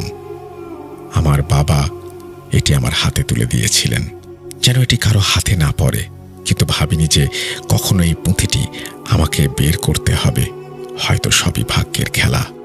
আগামী 9 দিন, তারপর পূর্ণ অমাবস্যা এবং মন্দিরের বার্ষিক কালী পূজা। তো কাল থেকেই আমাদের পূজার প্রস্তুতি আমরা শুরু করব এবং সেই পুজোর রাতে এই গ্রামকে আমরা সেই পিশাচিনীর অভিশাপ থেকে মুক্ত করব। ওই দিন রাতের মতো আমরা সকলে ঘুমিয়ে যাই। সকাল থেকে শুরু হয় আমাদের পূজা প্রস্তুতি। যেহেতু আমার পায়ে আঘাত লেগেছিল তাই আমি বেশি দৌড়াদৌড়ি করিনি। মণি আর আমি মিলে মন্দিরের বারান্দায় বসে মন্দির সাজানোর জন্য বিভিন্ন কালারের কাগজ কাটছিলাম এবং রবিন সেই 4 যুবককে নিয়ে নদীর পাড়ে বাঁশঝাড় থেকে বাঁশ কেটে নিয়ে এসে মন্দিরের সামনে সকলের বসার জন্য প্যান্ডেল তৈরি করছিল এবং পূর্ণনাথ বাবু পূজার সকল তদারকি করছিলেন। কিছুক্ষণ পর হঠাৎ সবার চোখের আড়ালে পূর্ণনাথ বাবু আমাকে মন্দিরের পেছনে নিয়ে যান এবং আমার হাতে একটি ছোট পুঁটলি দিয়ে বলেন সেটি খুব সাবধানে আমার কাছে রেখে দিতে এবং কোনোভাবেই তা আমার কাছ থেকে আলাদা না করতে। এরপর আমি তাকে জিজ্ঞাসা করি যে সবার সামনে কেন তিনি এটা আমাকে দিলেন না। তখন পূর্ণনাথ বাবু রহস্যজনক একটা হাসি দিয়ে বলেন, হনিশ, আশেপাশের অনেক চোখ আমাদের উপরে নজর রাখছে, তাই আমাদের সর্বদাই সাবধানে থাকতে হবে। আশেপাশে সবাইকে সবসময় বিশ্বাস করা যাবে না। কথাটি বলেই পূর্ণনাথ বাবু দ্রুত মন্দিরের সামনের দিকে চলে যান এবং আমাকে বলেন আমি যেন কিছু সময় পর অন্য দিক দিয়ে মন্দিরের সামনে চলে যাই। তো তার কথা মতো আমি তাই করি, কাউকে কিছু বুঝতে দেই না এবং আমি এরপরও যখন মন্দিরের সামনে যেতে থাকি পথে আমি আমার পেছনে কারো উপস্থিতি টের পাই। কেউ যেন আমার পেছনে আছে, আমাকে গোপনে ফলো করছে। আমি দ্রুত পেছনে তাকাতেই দেখি মন্দিরের দেয়ালের পাশ থেকে একটি ছায়ামূর্তি দ্রুত সরে গেল। আর তখন পূর্ণনাথ বাবুর কথাটা আমি কিছুটা আন্দাজ করতে পারলাম যে উনি হয়তো আগেই বুঝতে পেরেছিলেন কেউ আমাদের কাজকর্মের ওপরে নজর রাখছে। তখন সেই পুটলিটা সাবধানে আমার পকেটের মধ্যে রেখে আমি মন্দিরের সামনে চলে আসি এবং মনির সাথে বসে পুনরায় কাজ করতে থাকি। সেদিন বিকেলবেলায় আমি মনিকে নিয়ে আশেপাশে একটু ঘুরতে বের হই। সন্ধ্যা হওয়ার আগে মন্দিরে ফিরে আসি এবং দেখি যে মন্দিরে 2টি যজ্ঞ কুণ্ডলী তৈরি করা হয়েছে। এটা দেখে মনি পূর্ণনাথ বাবুকে জিজ্ঞাসা করেন যে, কর্তা, প্রতিবার পুজোর সময় তো একটি কুণ্ডলী তৈরি করা হয়, তাহলে এবার 2টি কেন? উত্তরে পূর্ণনাথ বাবু বলেন, গ্রামের মঙ্গল কামনায় এবার বিশেষ যজ্ঞ হবে, তাই এবার একটির বদলে 2টি কুণ্ডলী। তো দেখতে দেখতে চলে যায় পুজোর দিন। ততদিন পর্যন্ত সবাই পূর্ণনাথ বাবুর কথা মতো একসাথে ছিল, 3-4টি করে পরিবার একসাথে, তাই সেই পর্যন্ত পিশাচিনী কাউকে মারতে পারেনি। পুজোর দিন সকাল থেকেই চারিদিকে হই হই রব। সবাই নানান রকম সামগ্রী নিয়ে আসছিল পুজোর অর্পণ করতে। এত কিছুর মধ্যেও আমি হঠাৎ পূর্ণনাথ বাবুর দিকে খেয়াল করলাম। দেখলাম উনি অনেকটা গম্ভীর হয়ে আছেন। আমি তার কাছে গিয়ে তার গাম্ভীর্যের কারণ জানতে চাইলে উনি বলেন, আজকে আমার একটি বড় পরীক্ষা। জানি না কপালে কি লেখা আছে, এইসব ভেবেই আমি একটু চিন্তিত। যদিও আমি জানতাম না যে উনি কিসের পরীক্ষার কথা বলছেন, তাও তাকে সাহস দিয়ে বললাম, চিন্তা করবেন না, ভগবান আপনার মতো লোককে সাহায্য করবে না তো কাকে সাহায্য করবে, আপনি আস্থা রাখুন। আমার কথায় উনি মুচকি হাসলেন এবং আমার কাঁধে হাত রেখে ঘরে চলে গেলেন। রাত 11টায় পুজো শুরু হবে, তখন বাজে রাত 8টা। হঠাৎ 5-6 জন সাধু বেশি লোক মন্দিরে উপস্থিত হলেন। ওনাদের কেউ চিনতেন না, তাই সবাই একটু দ্বিধাগ্রস্ত হয়ে পড়লেন নিজেদের মধ্যে এবং তারা কথা বলাবলি শুরু করলেন। এর মধ্যে পূর্ণনাথ বাবু তার পুজোর বেশে ঘর থেকে বের হয়ে আসলেন এবং সবাইকে উদ্দেশ্য করে বললেন, কেউ কোনো চিন্তা করবেন না, আমি ওনাদের ডেকেছি, আমি মন্দিরের পুজোয় বসবো এবং তারা গ্রামের শান্তি কামনায় যজ্ঞ করবে। এরপর পুজো ও যজ্ঞ একসাথে হলো। গ্রামের সব লোক মন্দিরের সামনে সামিয়ানার নিচে বসে পুজো দেখছিলেন। কিছুক্ষণ পর হঠাৎ কোথা থেকে একটি শূকরের মাথা উড়ে এলো এবং সেই যজ্ঞের আগুনে পড়তে যাচ্ছিল, কিন্তু রবিন তার আগে সেটা ধরে ফেলে এবং দূরে ছুঁড়ে ফেলে। আমরা তখন বুঝতে পারি যে পিশাচিনী চলে এসেছে ক্ষতি করতে। আমরা এবং সেই 4 জন যুবক মিলে হাতে মশাল নিয়ে তৈরি থাকি, হঠাৎ করে আসা বিপদ যেন মোকাবেলা করতে পারি। এরপর পূর্ণনাথ বাবু বলেন ঘরে গিয়ে পুনর্জীবিতকরণ পুঁথিটি নিয়ে আসতে। এরপর আমি ঘরে ঢুকি এবং দেখি পুরো ঘর তছনছ হয়ে আছে। এরপর সেই গোপন জায়গা থেকে আমি পুঁথিটি বের করি, বাইরে নিয়ে যাই এবং যজ্ঞ করা সেই পুরোহিতদের মধ্যে একজন এসে পুঁথিটি আমার হাত থেকে নিয়ে যান এবং সাথে সেই পুটলিটাও চান। আমি তখন তার কথায় অবাক হই এবং ভাবি যে সে পুটলির কথা জানলো কিভাবে। এরই মধ্যে পূর্ণনাথ বাবু বলেন পুটলিটি তার হাতে দিয়ে দিতে। আমি তখন দ্রুত সেই পুটলি বের করে দেই এবং যেই না পুটলিটি তার হাতে দিতে গিয়েছি, কোথা থেকে মণি ছুটে এসে আমার হাত থেকে সেই পুটলি নিয়ে দৌড় দেয় এবং মন্দিরের পাশে পাহাড়ে থাকা 2 জন লোক তাকে ধরে ফেলে এবং পূর্ণনাথ বাবুর কাছে নিয়ে যায়। আমি তখন মণির চোখে অন্যরকম এক রাগ দেখতে পাই। যেই ছেলেকে প্রথম দিন থেকেই আমি হাসি খুশি দেখেছিলাম, হঠাৎ সেই ছেলের মধ্যে আমূল পরিবর্তন কেন এলো, এটাই ভাবতে থাকি। ততক্ষণে পূর্ণনাথ বাবু মন্দির থেকে বের হয়ে এসে মণির হাত থেকে সেই পুটলিটি ছিনিয়ে নেন এবং সেই পুরোহিতের হাতে দিয়ে বলেন যজ্ঞ শেষ করতে। এরপর আমাদের সবাইকে উদ্দেশ্য করে বলেন মণি হচ্ছে রুদ্রনাথের ছেলে। এটা শুনে যেন আমাদের সকলের পায়ের নিচ থেকে মাটি সরে যায়। আমি যেন বিশ্বাস করতে পারছিলাম না। পূর্ণনাথ বাবু বললেন যেদিন রুদ্রনাথের ঘরে আগুন দেয়া হয়েছিল সেই দিন মণি ঘরে ছিল না, তাকে রুদ্রনাথের শ্যালক বাইরে নিয়ে গিয়েছিল, তাই সে বেঁচে যায়। আর পরবর্তীতে রুদ্রনাথের সাথে মিল রেখে আমাদের গ্রামের ক্ষতি করতে আসে, কিন্তু তার জন্য তার গ্রামের ভেতরের খবর দরকার ছিল, তাই সে পরিচয় লুকিয়ে গ্রামে থাকতে শুরু করে এবং ভেতর থেকে খবর দিয়ে রুদ্রনাথকে সাহায্য করতে থাকে। ওর ওপর আমার কোনো সন্দেহ তখনও ছিল না, কিন্তু একদিন গভীর রাতে আমি তাকে দেখতে পাই উত্তরের বনের ভেতরে ঢুকতে এবং অচেনা কারো সাথে কথা বলতে। তখন থেকেই তার ওপর আমার সন্দেহ তৈরি হয়। সন্দেহ আরও গাঢ় হয় যখন আমি দেখতে পাই যে মণি সব জায়গায় আমার পিছু নিচ্ছে এবং লুকিয়ে সব জায়গায় আমাদের কথা শুনছে। আর সেই পুটলি নিয়ে দৌড় দেওয়ার কারণ হচ্ছে এর মধ্যে থাকা 8টি সীমানার মাটি অষ্টদিক বন্ধনের জন্য দরকার। তার কথায় আমি বুঝতে পারি যে সেই পুরোহিত আসলে গ্রামকে বন্ধ করছে যেন সেই পিশাচিনী গ্রামে ঢুকতে না পারে, এবং এও বুঝতে পারি যে মণিকে বোকা বানাতে তিনি লোকচক্ষুর আড়ালে এই কাজটি করছিলেন। পূর্ণনাথবাবু আরও বলেন যে মণি জানতো আমি অষ্টদিক বন্ধনের প্রস্তুতি নিচ্ছি এবং এর জন্য গ্রামের 8 দিকের মাটি নিয়ে এসেছি, তাই সে সেটি হাতানোর মতলব করছিল। এজন্যই পুটলিটি আমি আমার কাছে রাখিনি যেন কেউ সন্দেহ না করে। আর সেটি খুঁজতেই সে আমার ঘর তছনছ করেছে, কিন্তু খুঁজে পায়নি। যখন জানতে পারে যে এখানে অষ্টদিক বন্ধনের জন্য যজ্ঞ হচ্ছে, তখন তারা সেই শূকরের মাংস ছুঁড়ে মারে। কি দোষ ছিল আমার? মণি চিৎকার করে বলে। উনি তো কারো ক্ষতি করতে চায়নি এবং মৃত মানুষকে জীবিত করতে চেয়েছিল শুধু। কি দোষ ছিল আমার বোনের? বিনা কারণে তাকে পুড়িয়ে মারা হলো। সেই জায়গায় উপস্থিত কেউ তার কথার উত্তর দিতে পারছিল না। তখন পূর্ণনাথবাবু বলেন, মানছি তোমার উপরে অন্যায় হয়েছে, কিন্তু তোমার বাবা যা করেছিল তা প্রকৃতির নিয়মের বাইরে, আর তাই তিনি শাস্তি পেয়েছেন। এরপর মণি বলে, এখন আমরা সবাইকে শাস্তি দেব। এরপর সেই প্রহরীর হাতে কামড় দিয়ে সে দৌড়ে গিয়ে নদীতে ঝাঁপ দেয়। রবিন তাকে ধরতে পেছনে পেছনে দৌড় লাগায়, কিন্তু ধরতে পারে না, ফিরে আসে। পূর্ণনাথবাবু বলেন, থাক, ওকে যেতে দাও। এরপর তিনি গিয়ে পুনরায় পূজায় বসেন এবং পূজা শেষ করেন। অন্যদিকে অষ্টদিক বন্ধনের কাজও চলছিল। এরপর পূর্ণনাথবাবু সবাইকে নিশ্চিন্তে বাড়ি চলে যেতে বলেন এবং সকল প্রহরীদের নির্দেশ দেন গ্রামের সীমানা পাহারা দেবার জন্য। গ্রামে যেন কেউ ঢুকতে না পারে, কারণ সেই অষ্টদিক বন্ধন ভেঙে যাবে এবং সেই পিশাচিনী গ্রামে ঢুকে আবার মৃত্যুর তাণ্ডব চালাবে। এরপর তার কথা মতো সকল গ্রামবাসী ঘরে ফিরে যায় এবং প্রহরীরা সীমানা পাহারা দিতে চলে যায়।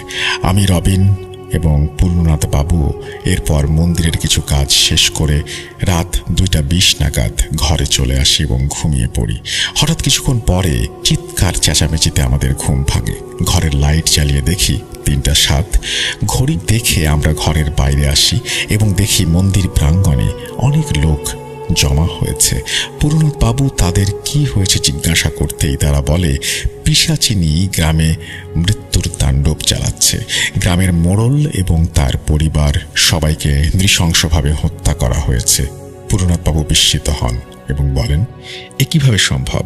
শুধু অশুভ শক্তি কেন, কোনো শুভ শক্তিও এই অষ্টদিক বন্ধন ভাঙতে পারে না। তাহলে সেই পিশাচিনী কিভাবে গ্রামে ঢুকলো?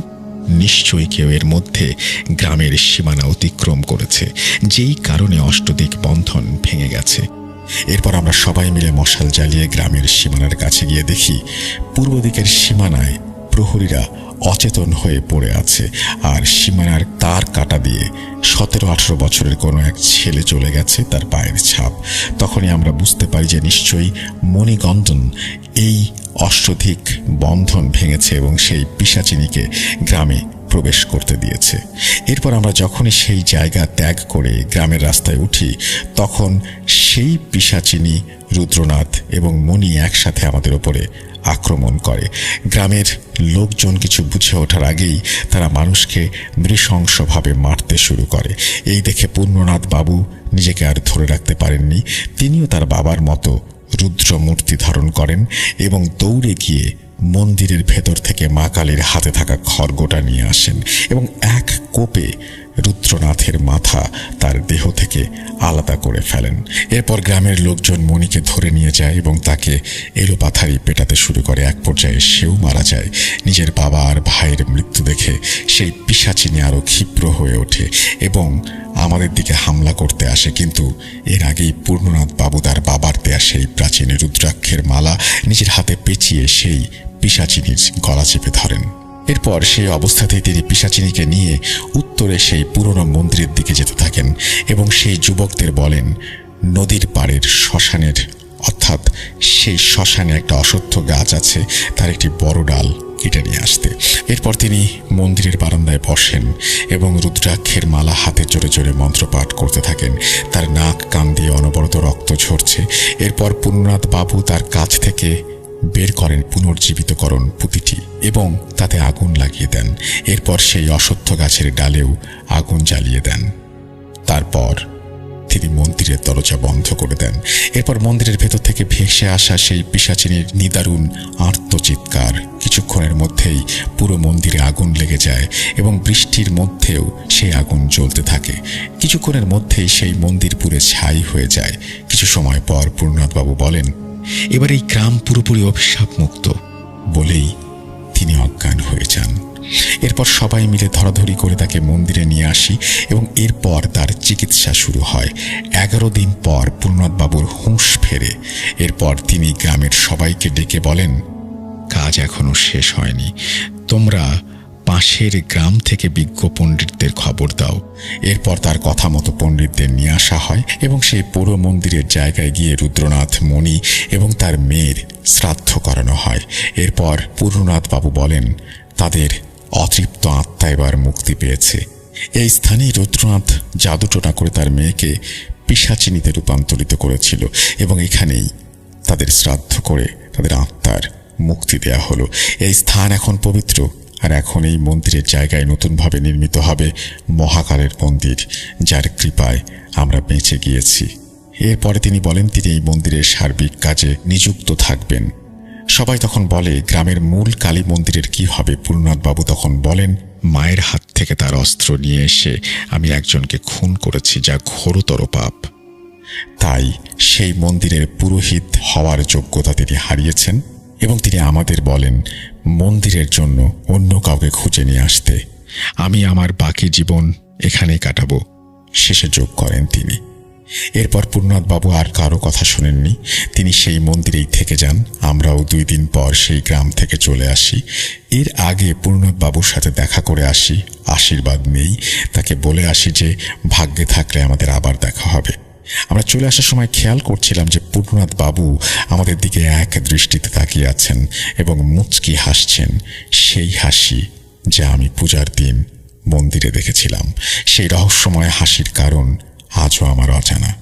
এরই মধ্য দিয়ে শেষ হয় আমার জীবনে এক কালো অধ্যায়। আমি কোনোদিন এই ঘটনা ভুলতে পারবো না। এই বলে তিনি তার ঘটনা শেষ করেছেন। অনেক ধন্যবাদ। অনেক লম্বা একটা ঘটনা, 2টি পর্বে ভাগ করা। এত বড় ঘটনা আমাদের পাঠানোর জন্য আপনাকে অভিনন্দন জানাই।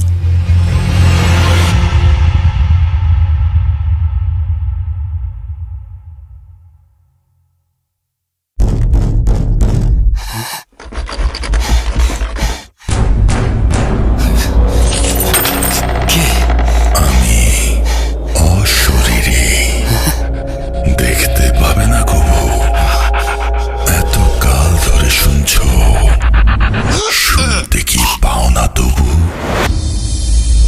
ভূত.com, The Fear Returns with Russell।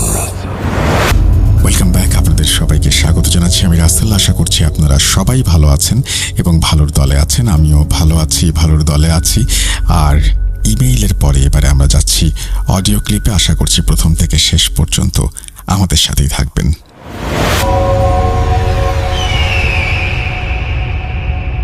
আসসালামু আলাইকুম রাসেল ভাই এবং প্রিয় শ্রোতা বন্ধুরা, আশা করি আপনারা সকলে ভালো আছেন এবং সুস্থ আছেন। আমি মোহাম্মদ সাবিত আলম বলছি ময়মনসিংহ বিভাগ থেকে। আমি আজকে আপনাদের সামনে হাজির হয়েছি নতুন একটি ঘটনা নিয়ে, যে ঘটনাটি আমি শুনেছি ইদ্রিস নামক একজন ভদ্রলোকের কাছ থেকে। ইদ্রিস সাহেব আমাকে যে ঘটনাটি বলেছেন, সেই ঘটনাটি আজ থেকে প্রায় মোটামুটি 5 থেকে 7 বছর আগে হবে। তো ওনার আসলে একটা ইচ্ছা ছিল ছোটবেলা থেকে, সেটা হচ্ছে জিন দেখার বা জিনের সান্নিধ্য পাওয়ার, জিন কিভাবে কাজ করে বা ওদের অরিজিনাল রূপ কেমন হয়, সেই জিনিসগুলি নিয়ে ওনার ছোটবেলা থেকে অনেক আগ্রহ ছিল। ওনাদের পরিবার ছিল মোটামুটি বেশ ভালো ধনী এবং ভালো টাকা পয়সাওয়ালা পরিবার। তো আর কোনো কাজ ওনার নাই, ওনাকে কিছু করতেও হয় না। বাবার ব্যবসা তখন বাবা একাই দেখছে। তো উনি ওনার বন্ধুদেরকে সাথে নিয়ে প্রায় সময় বিভিন্ন জায়গায় জিনের খোঁজে ঘুরে বেড়াতেন। অনেক জায়গা থেকে যখন খবর আসতো যে এখানে একটা হন্টেড বাসা আছে, ওনারা সেখানে চলে যেতেন, রাতও কাটাতেন, দিনেও থাকতেন।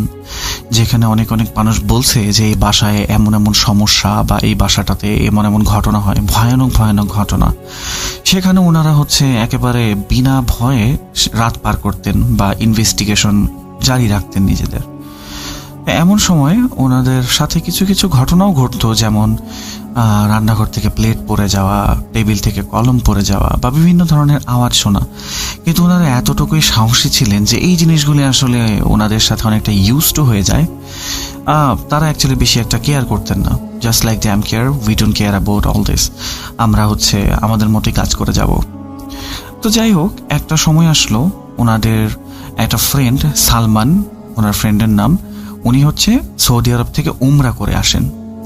উমরা করে আসার পরে ওনার বন্ধু ওনাদেরকে বলেন, 2 বন্ধুকে বলেন যে 2 বন্ধু একসাথে ঘোস্ট ইনভেস্টিগেশনে যেত।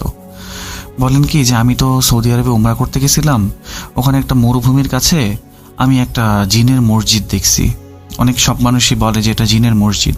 তো তোমাদের তো অনেক ইন্টারেস্ট, তোমরা যদি উমরা করে আসো বা ওইখানে গিয়ে দেখতে চাও তাহলে দেখতে পারো। ঠিক আছে, যেমন কথা হলো, তারা এই জিনিসটা শুনে খুবই এক্সাইটেড হয়ে যায়। ইদ্রিস ভাই ওনার বন্ধুকে বলেন যে আমরা চলো উমরা করে আসি। এরপর উমরার ডেট কবে সেই চিন্তা করে ওনারা ফ্লাইট বুকিং দেয়। তো ফ্লাইট বুকিং দেওয়ার পরে ওনারা চলে যায় একদম সরাসরি সৌদি আরব। তো উমরা করলেন ওনারা, নামাজ কালাম সব কিছু সুন্দর মতো শেষ হলো। প্রথম প্রায় কয়েকদিন ওনাদের ইবাদতের মধ্যে দিয়েই কাটলো।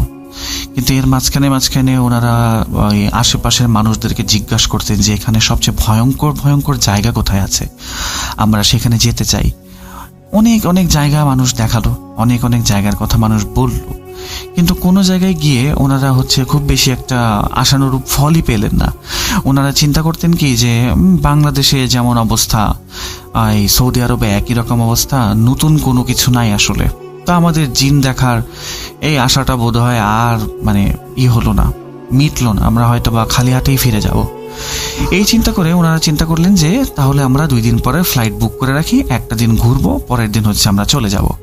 তো সেই হিসাবে ওনারা ফ্লাইট বুকিং করলেন। তো ফ্লাইট বুকিং করার পরের দিন ওনারা চিন্তা করলেন কি যে একটু ঘুরে আসি, দেখি মরুভূমির জায়গাগুলা।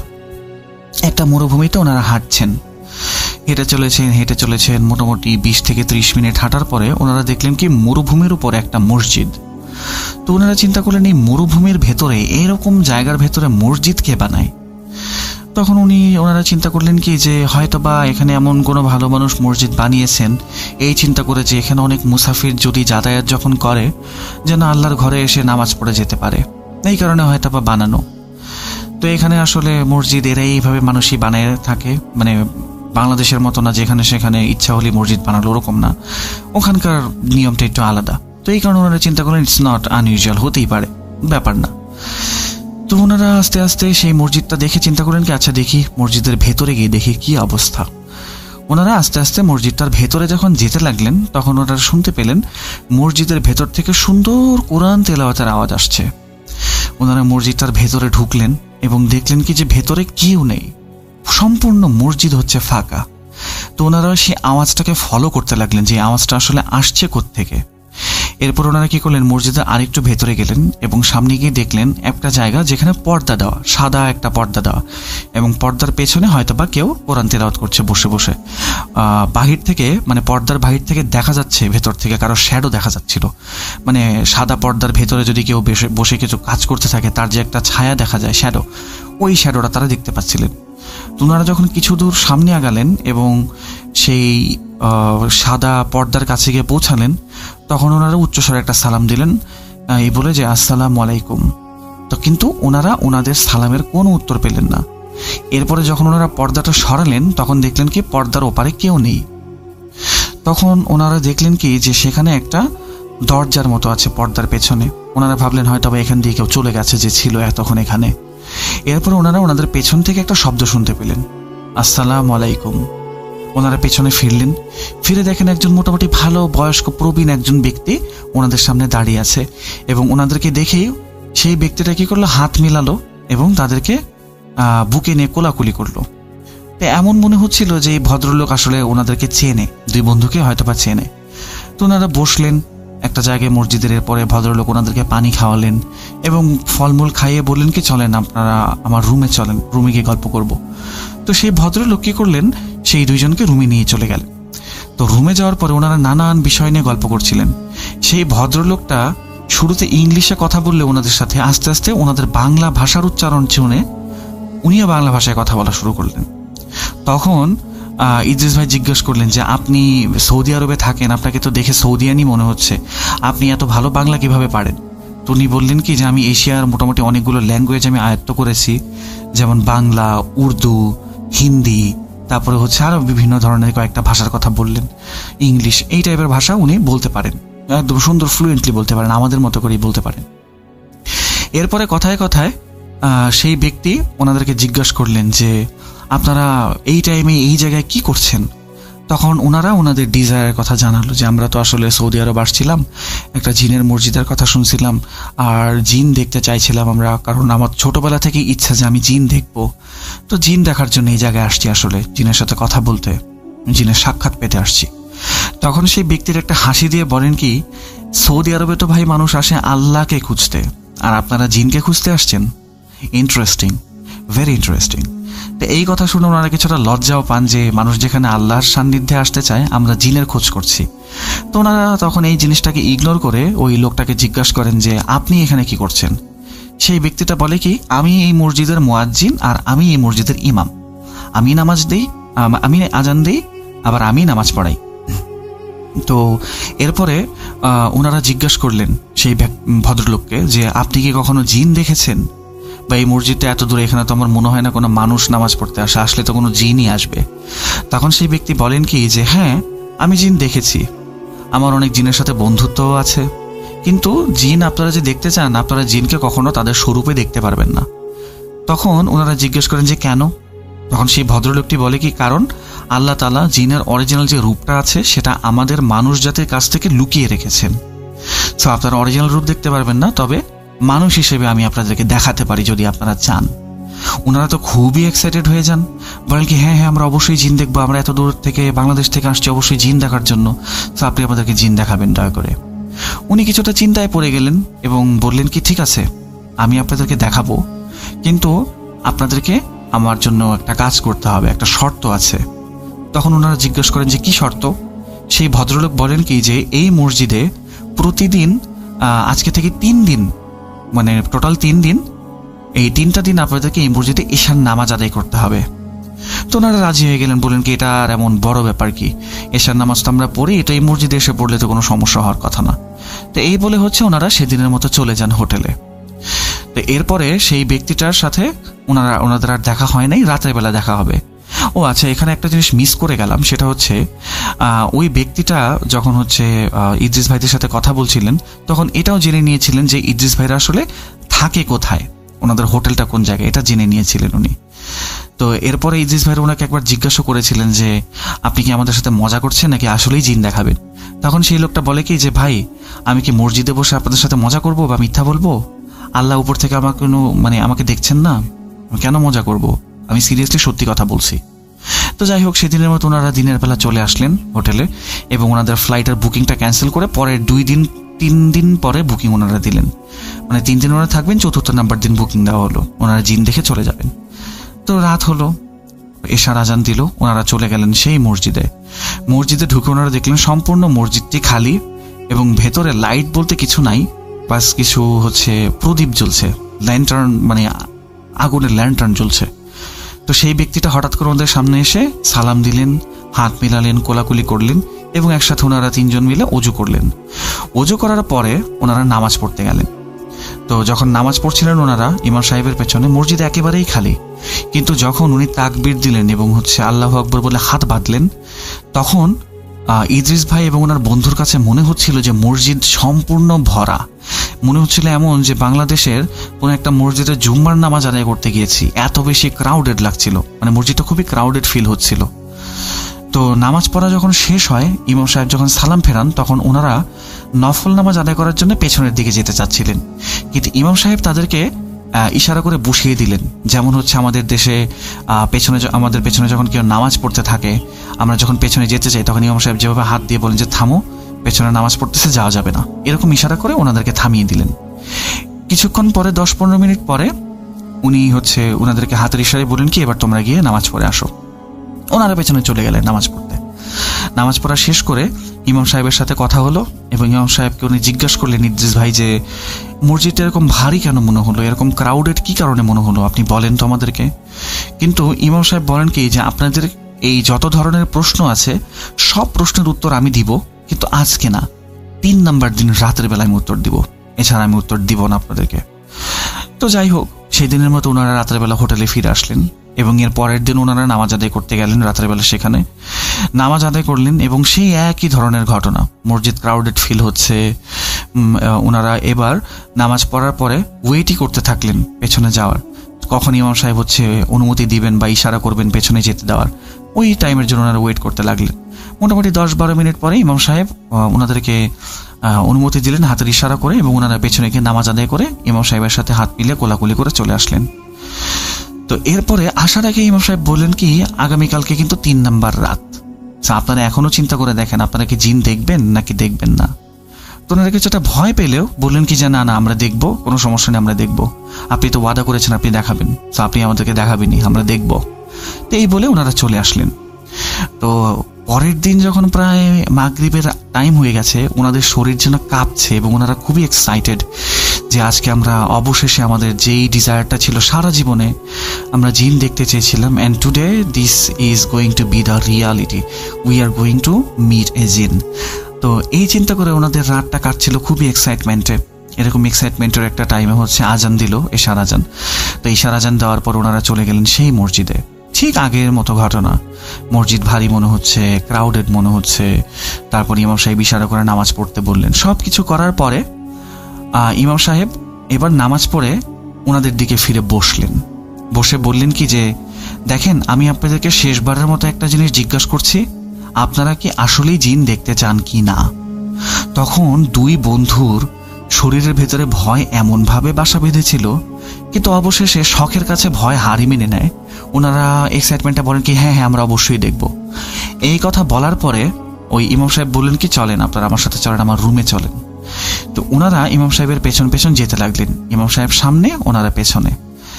হাঁটার পরে যখন ইমাম সাহেব রুমের ভেতরে ঢুকলেন, তখন ইদ্রিস ভাইয়ের পাটা ইমাম সাহেবের পায়ের সাথে কিছুটা একটা ক্ল্যাশ লাগে, যেমন আমরা আমাদের পেছনে যখন কেউ হাঁটে হঠাৎ করে আমাদের পায়ে লেগে যায়, এমনভাবে একটু লেগে পড়ে। ওনারা রুমে যখন ঢুকলেন ইমাম সাহেবের পেছন পেছন, তখন ওনারা একেবারেই অবাক। যেই রুমে কোনো জানালা নেই, যেই রুমে কোনো দরজা নেই, সেই জায়গায় কিভাবে একটা মানুষ রুমের ভেতর থেকে উধাও হয়ে যায়? কারণ ওনারা রুমের ভেতরে ঢুকে কোনো ধরনের কোনো মানুষকে দেখতে পাননি। ইদ্রিস সাহেব এদিক ওদিক দেখছেন আর চিন্তা করছেন, এটা কি হলো আমাদের সাথে, আমরা তো কিছুই বুঝতে পারছি না। এরপর উনি ওনার বন্ধুর দিকে তাকিয়ে দেখলেন কি, ওনার বন্ধু রুমের একটা কোণে তাকিয়ে আছে এবং খুবই একবারে কি বলবো, শক অবস্থায় তাকিয়ে আছে। উনি একদম নাম হয়ে গেছেন, না কোনো কথা বলতে পারছেন, কিচ্ছু না। উনি ওনার বন্ধুকে কয়েকবার নাম ধরে ডাকলেন, কিন্তু ওনার বন্ধু ওনাকে কোনো সাড়া দিল না। এরপরে উনি ওনার বন্ধুকে একটা থাপ্পড় দিলেন গালের ভেতরে। থাপ্পড় দেওয়ার পরে যখন ওনার একটু সেন্স ফিরে আসে, তখন উনি বলেন কি, চল এখান থেকে চল, আমরা কোন জায়গায় পড়ছি আমরা জানি না, চল এখান থেকে চল, এখানে আর এক মুহূর্ত না। ওনারা দুইজনই দৌড়ে মসজিদ থেকে বেরিয়ে গেলেন এবং মসজিদ থেকে বের হয়ে যখন ওনারা দৌড়াচ্ছেন, তখন পেছন থেকে শুনতে পাচ্ছেন কেউ উচ্চস্বরে বলছে, আমরা আমাদের ওয়াদা রেখেছি, আপনারা জিন দেখতে চেয়েছিলেন, আপনারা দেখেছেন এবং আমরা দেখিয়েছি, দয়া করে এই জায়গায় দ্বিতীয়বার আর আপনারা কখনোই আসবেন না, আসসালামু আলাইকুম। এই কথা শুনে ওনারা দৌড়ে দৌড়ে চলে আসেন হোটেলে। ওনাদের অবস্থা দেখে তো হোটেলের রিসেপশনিস্ট অবাক হয়ে যায় যে, কি ব্যাপার, আপনাদের এই অবস্থা কি কারণে? তো ওনারা কথাই বলতে পারছিলেন না। রিসেপশনিস্ট ওনাদেরকে বসালেন একটা জায়গায়, পানি টানি সব কিছু খাওয়ানোর পরে যখন একটু স্টেবল হলেন ওনারা, তখন সব ঘটনা খুলে বললেন রিসেপশনিস্টকে। রিসেপশনিস্ট বলল কি যে, হতে পারে এখানে অনেক জায়গায় এরকম আছে, আসলে আমরা তো আসলে ওইদিকে কখনো যাই না, বাট আপনাদের সাথে যেটা হয়েছে সেটা হয়তো বা সত্যি হতে পারে, কারণ দুইজনের তো হ্যালুসিনেশন হতে পারে না। এরপরে ইদ্রিস ভাই ওনার বন্ধুকে জিজ্ঞেস করলেন যে, তুই ওভাবে তাকায় ছিলি কি কারণে রুমের ভেতরে একটা কোণে? তখন উনি বললেন কি যে, আমি দেখতে পেলাম কি যে হুজুর রুমের ভেতরে ঢোকার পরে ওই জায়গাটা অন্ধকার হয়ে গেল, আর কিছুই আমি জানি না। তো দুই বন্ধুর ভাষ্য একই রকম। ইদ্রিস ভাই দেখেছেন যে রুমের ওই জায়গাটা পার্টিকুলার একটা প্লেস অন্ধকার হয়ে গেছে। এরপরে ওনারা সেই দিন রাতের বেলা কোনো রকমে রাত কাটিয়ে দেন হোটেলে এবং নির্ঘুমভাবে। পরের দিন ওনারা ফ্লাইট ছিল ওনারা বাংলাদেশে ফেরত আসেন। ফেরত আসার পরে এত বেশি এই ঘটনা ওনাদের মাথায় আটকে ছিল এবং এত ভয়ানক ছিল ওনাদের জন্যে, ওনারা দুই বন্ধু প্রায় 4 থেকে 5 মাস নিজেদের সাথে কোনো দেখাই করেন নাই। কারণ দেখা করলেই একজনের সাথে যদি দেখা হয়, এই ঘটনাটা ওনাদের মনে পড়ে যায় এবং ওনারা ভয়ে ভয়ে থাকেন। এরপর থেকে ইদ্রিস ভাই আমাকে যেটা বলেছেন, উনি আল্লাহর ঘর মসজিদে গিয়ে নামাজ পড়ে দোয়া করেছেন এবং মাফ চেয়েছেন আল্লাহর কাছে যে, আল্লাহ আমাকে ক্ষমা করে দাও, আমি যেই জায়গায় মানুষ আল্লাহকে বা তোমাকে খুঁজতে যায়, আমরা ওই জায়গায় জিন খুঁজতে গেছি, আমরা জীবনে না কোনো দিন জিনের পেছনে যাব না, এই ধরনের কোনো ঘটনায় আমরা কোনো দিন যাব, কারণ আমাদের দুই বন্ধুর সাথে সেই জায়গায় অনেক খারাপ কিছুই হতে পারতো, কিন্তু তুমি যেহেতু আমাদেরকে এখান থেকে বাঁচিয়ে নিয়ে এসেছো, সেই হিসাবে বলছি ক্ষমা চাচ্ছি এবং আমরা আর কখনোই এই ধরনের কোনো কাজ করব না, আমাদেরকে ক্ষমা করো আল্লাহ। তো এই ছিল আসলে ইদ্রিস ভাইয়ের ঘটনা। আমার কাছে ঘটনাটা খুবই ইন্টারেস্টিং লাগে, এই জন্য আপনাদের কাছে আমি শেয়ার করলাম ঘটনাটা। আশা করি ভালো লেগেছে। তো আজকে আমি বিদায় নিচ্ছি প্রিয় লিসেনার্স। আশা করি আবারও কথা হবে নতুন কোনো এপিসোডে, নতুন কোনো ঘটনা নিয়ে। ততদিন পর্যন্ত আপনারা সকলে ভালো থাকুন, সুস্থ থাকুন এবং ভূত.com এর সাথে থাকুন। আমি মোহাম্মদ সাবিত আলম ময়মনসিংহ থেকে বলছি, বিদায় নিচ্ছি আজ। আসসালামু আলাইকুম।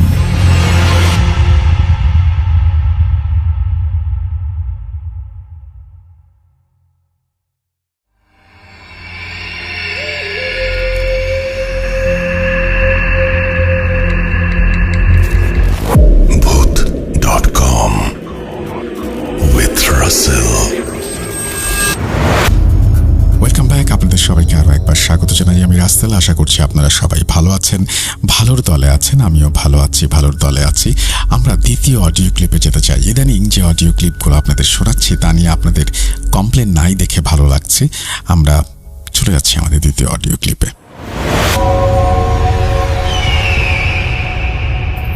আসসালামু আলাইকুম রাসেল ভাই এবং প্রিয় শ্রোতা বন্ধুরা, আমি মোহাম্মদ সাবিত আলম বলছি।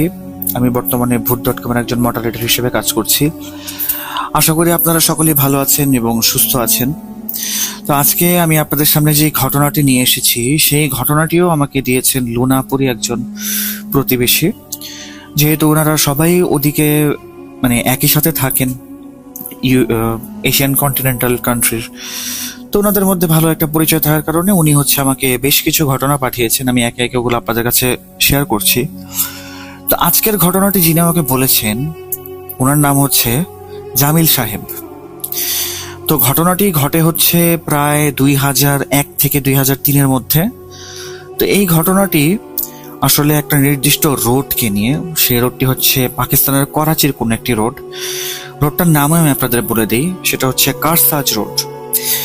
এই রোড নিয়ে বিভিন্ন ধরনের মিথ প্রচলিত রয়েছে। যেমন হচ্ছে এমন একটা মিথ আছে যেটা আপনারা অ্যাকচুয়ালি গুগল সার্চ করলেও বুঝতে পারবেন বা জানতে পারবেন।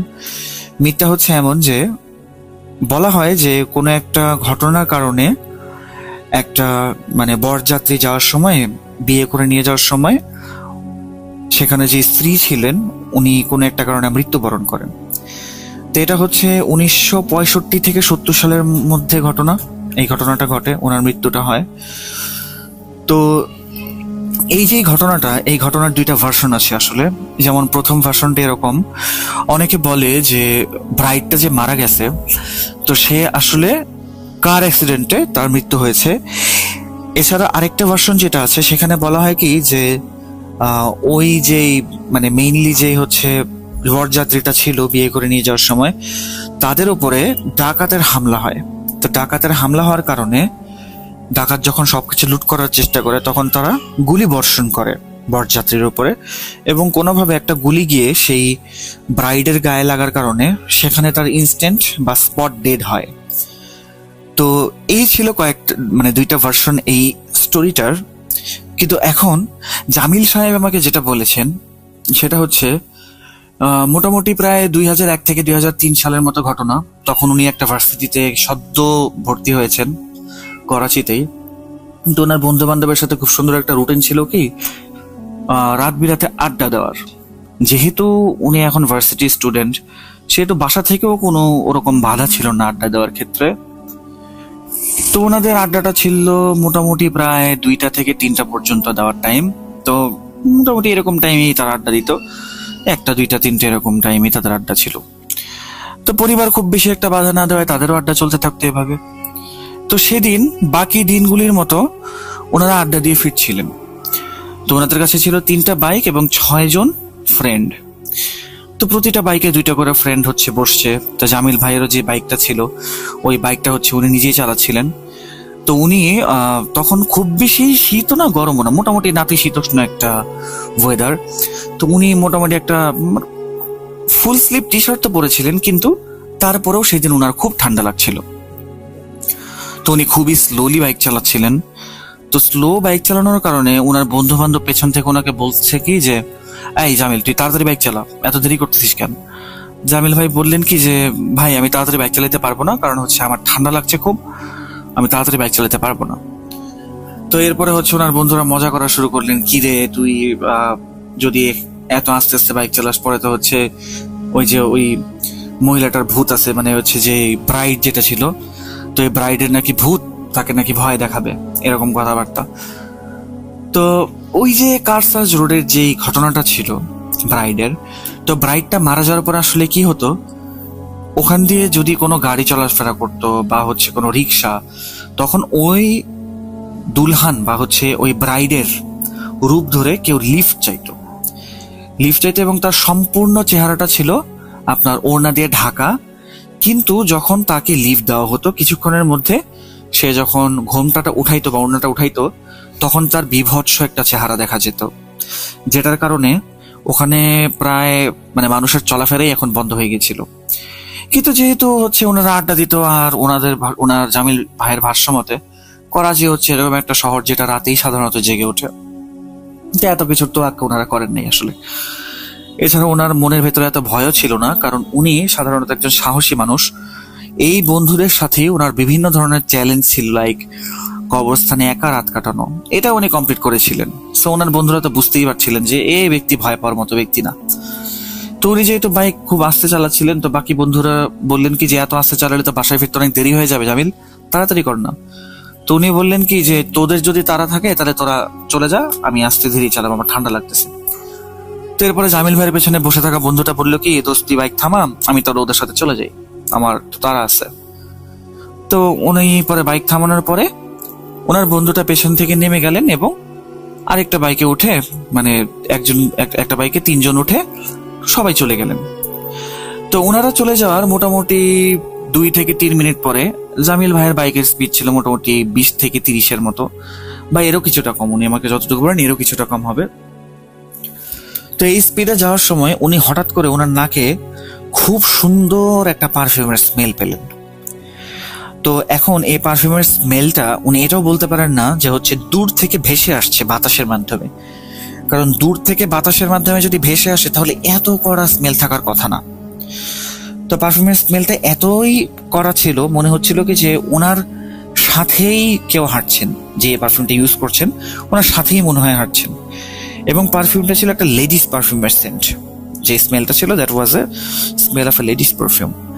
তো এই সেন্ট পেতে পেতে উনি যখন সামনের দিকে আগাচ্ছেন, হঠাৎ করে উনি শুনলেন ওনার কানে পেছন থেকে কেউ একজন বলে উঠল, শুনছেন? তো উনি তো হচ্ছে একটু পেছন দিকে তাকালেন এই কথাটা শুনে। তো উনি সামনের দিকে চলে যেতে শুরু করলেন। উনি যখন সামনের দিকে চলে যেতে আবার শুরু করলেন, 2-3 মিনিট পরে আবার একটা কথা, আপনি কি শুনছেন? আপনাকে ডাকছি, আপনি শুনতে পাচ্ছেন না? এরকম কথা শুনলেন উনি আবার। উনি এবার ওনার বাইকটাকে স্টপ করলেন, ব্রেক করলেন, দেখার চেষ্টা করলেন যে আশেপাশে আসলে কে আছে। কিন্তু উনি আনফরচুনেটলি সেখানে কাউকেই দেখতে পান না। উনি দেখলেন যে সামনে একটা কনস্ট্রাকশনের একটু কাজ চলছে, পাশের রোডে হচ্ছে গাছপালা, কিন্তু কাউকেই উনি আসলে দেখতে পারলেন না। উনি পেছন দিকে দেখলেন, দেখা গেল না কাউকে, চারপাশে তদন্ত করলেন, ইনফিল্ট্রেট করলেন, বাট কাউকেই উনি দেখতে পেলেন না। উনি এরপর আবার মোটরসাইকেলটা চালানো স্টার্ট করলেন। উনি কিছু দূর যাচ্ছেন মোটরসাইকেল নিয়ে, হঠাৎ করে ওনার কাছে ওনার মোটরসাইকেলটার ওজন অনেক বেশি মনে হচ্ছিল, মানে বাইকের কোনো স্পিড উঠছিল না আর। উনি যে স্পিড নিয়ে বাইকটা একটু টানও দিবেন, বরঞ্চ ওনার 20-30 kph স্পিড থেকে স্পিডটা কমে যাচ্ছে আসলে। তো উনি এরপরে কি করলেন, চিন্তা করলেন কি আমার মোটরসাইকেলের চাকাই নিয়ে আসলে পাংচার হয়ে গেল। তো উনি মোটরসাইকেলের সামনে পেছনের 2টা চাকাই চেক করলেন, কিন্তু মোটরসাইকেলের চাকাটা পাংচার হয় নাই, মোটরসাইকেলটা একদম ঠিকই আছে। তো উনি চিন্তা করতেছেন কি ব্যাপার, বুঝতে পারলাম না। তো হঠাৎ করে ওনার মুখে একটা স্মাইল চলে আসলো। উনি চিন্তা করছিলেন কি যে ওনার বন্ধু বান্ধব যারা আছে, এই মেইন রোড যেটা আছে সেই মেইন রোডের পাশ দিয়ে ছোট্ট একটা গলির মতো রাস্তা গেছে, জঙ্গল টাইপের। তো উনি ভাবছিলেন কি ওনার বন্ধু বান্ধব হয়তো বা সেই জঙ্গলের মতো রাস্তাটাতে যাচ্ছে এবং ওনার পেছনে বাইক চালিয়ে চালিয়ে ওনারা হচ্ছে ওনার সাথে মজা নিচ্ছেন, মানে জামিল সাহেবের সাথে ওনার বন্ধুরা মজা নিচ্ছেন বা প্র্যাঙ্ক করছেন। উনি চিন্তা করলেন কি যে আচ্ছা ঠিক আছে, ওরা তো এরকম প্র্যাঙ্ক করতেই থাকে, আজকে হয়তো বা প্র্যাঙ্কই করতেছে, যেহেতু আমি পেছনে রয়ে গিয়েছিলাম, সো প্র্যাঙ্ক হয়তো বা করতে পারি, ইটস ওকে। তো উনি হাসি মুখে এবার বাইক চালানো স্টার্ট করলেন।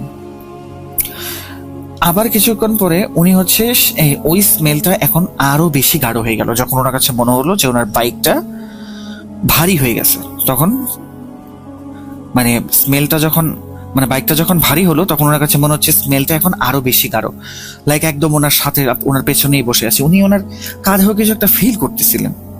তো প্রায় মোটামুটি 1.5 কিলোমিটারের মতো রাস্তায় বাকি।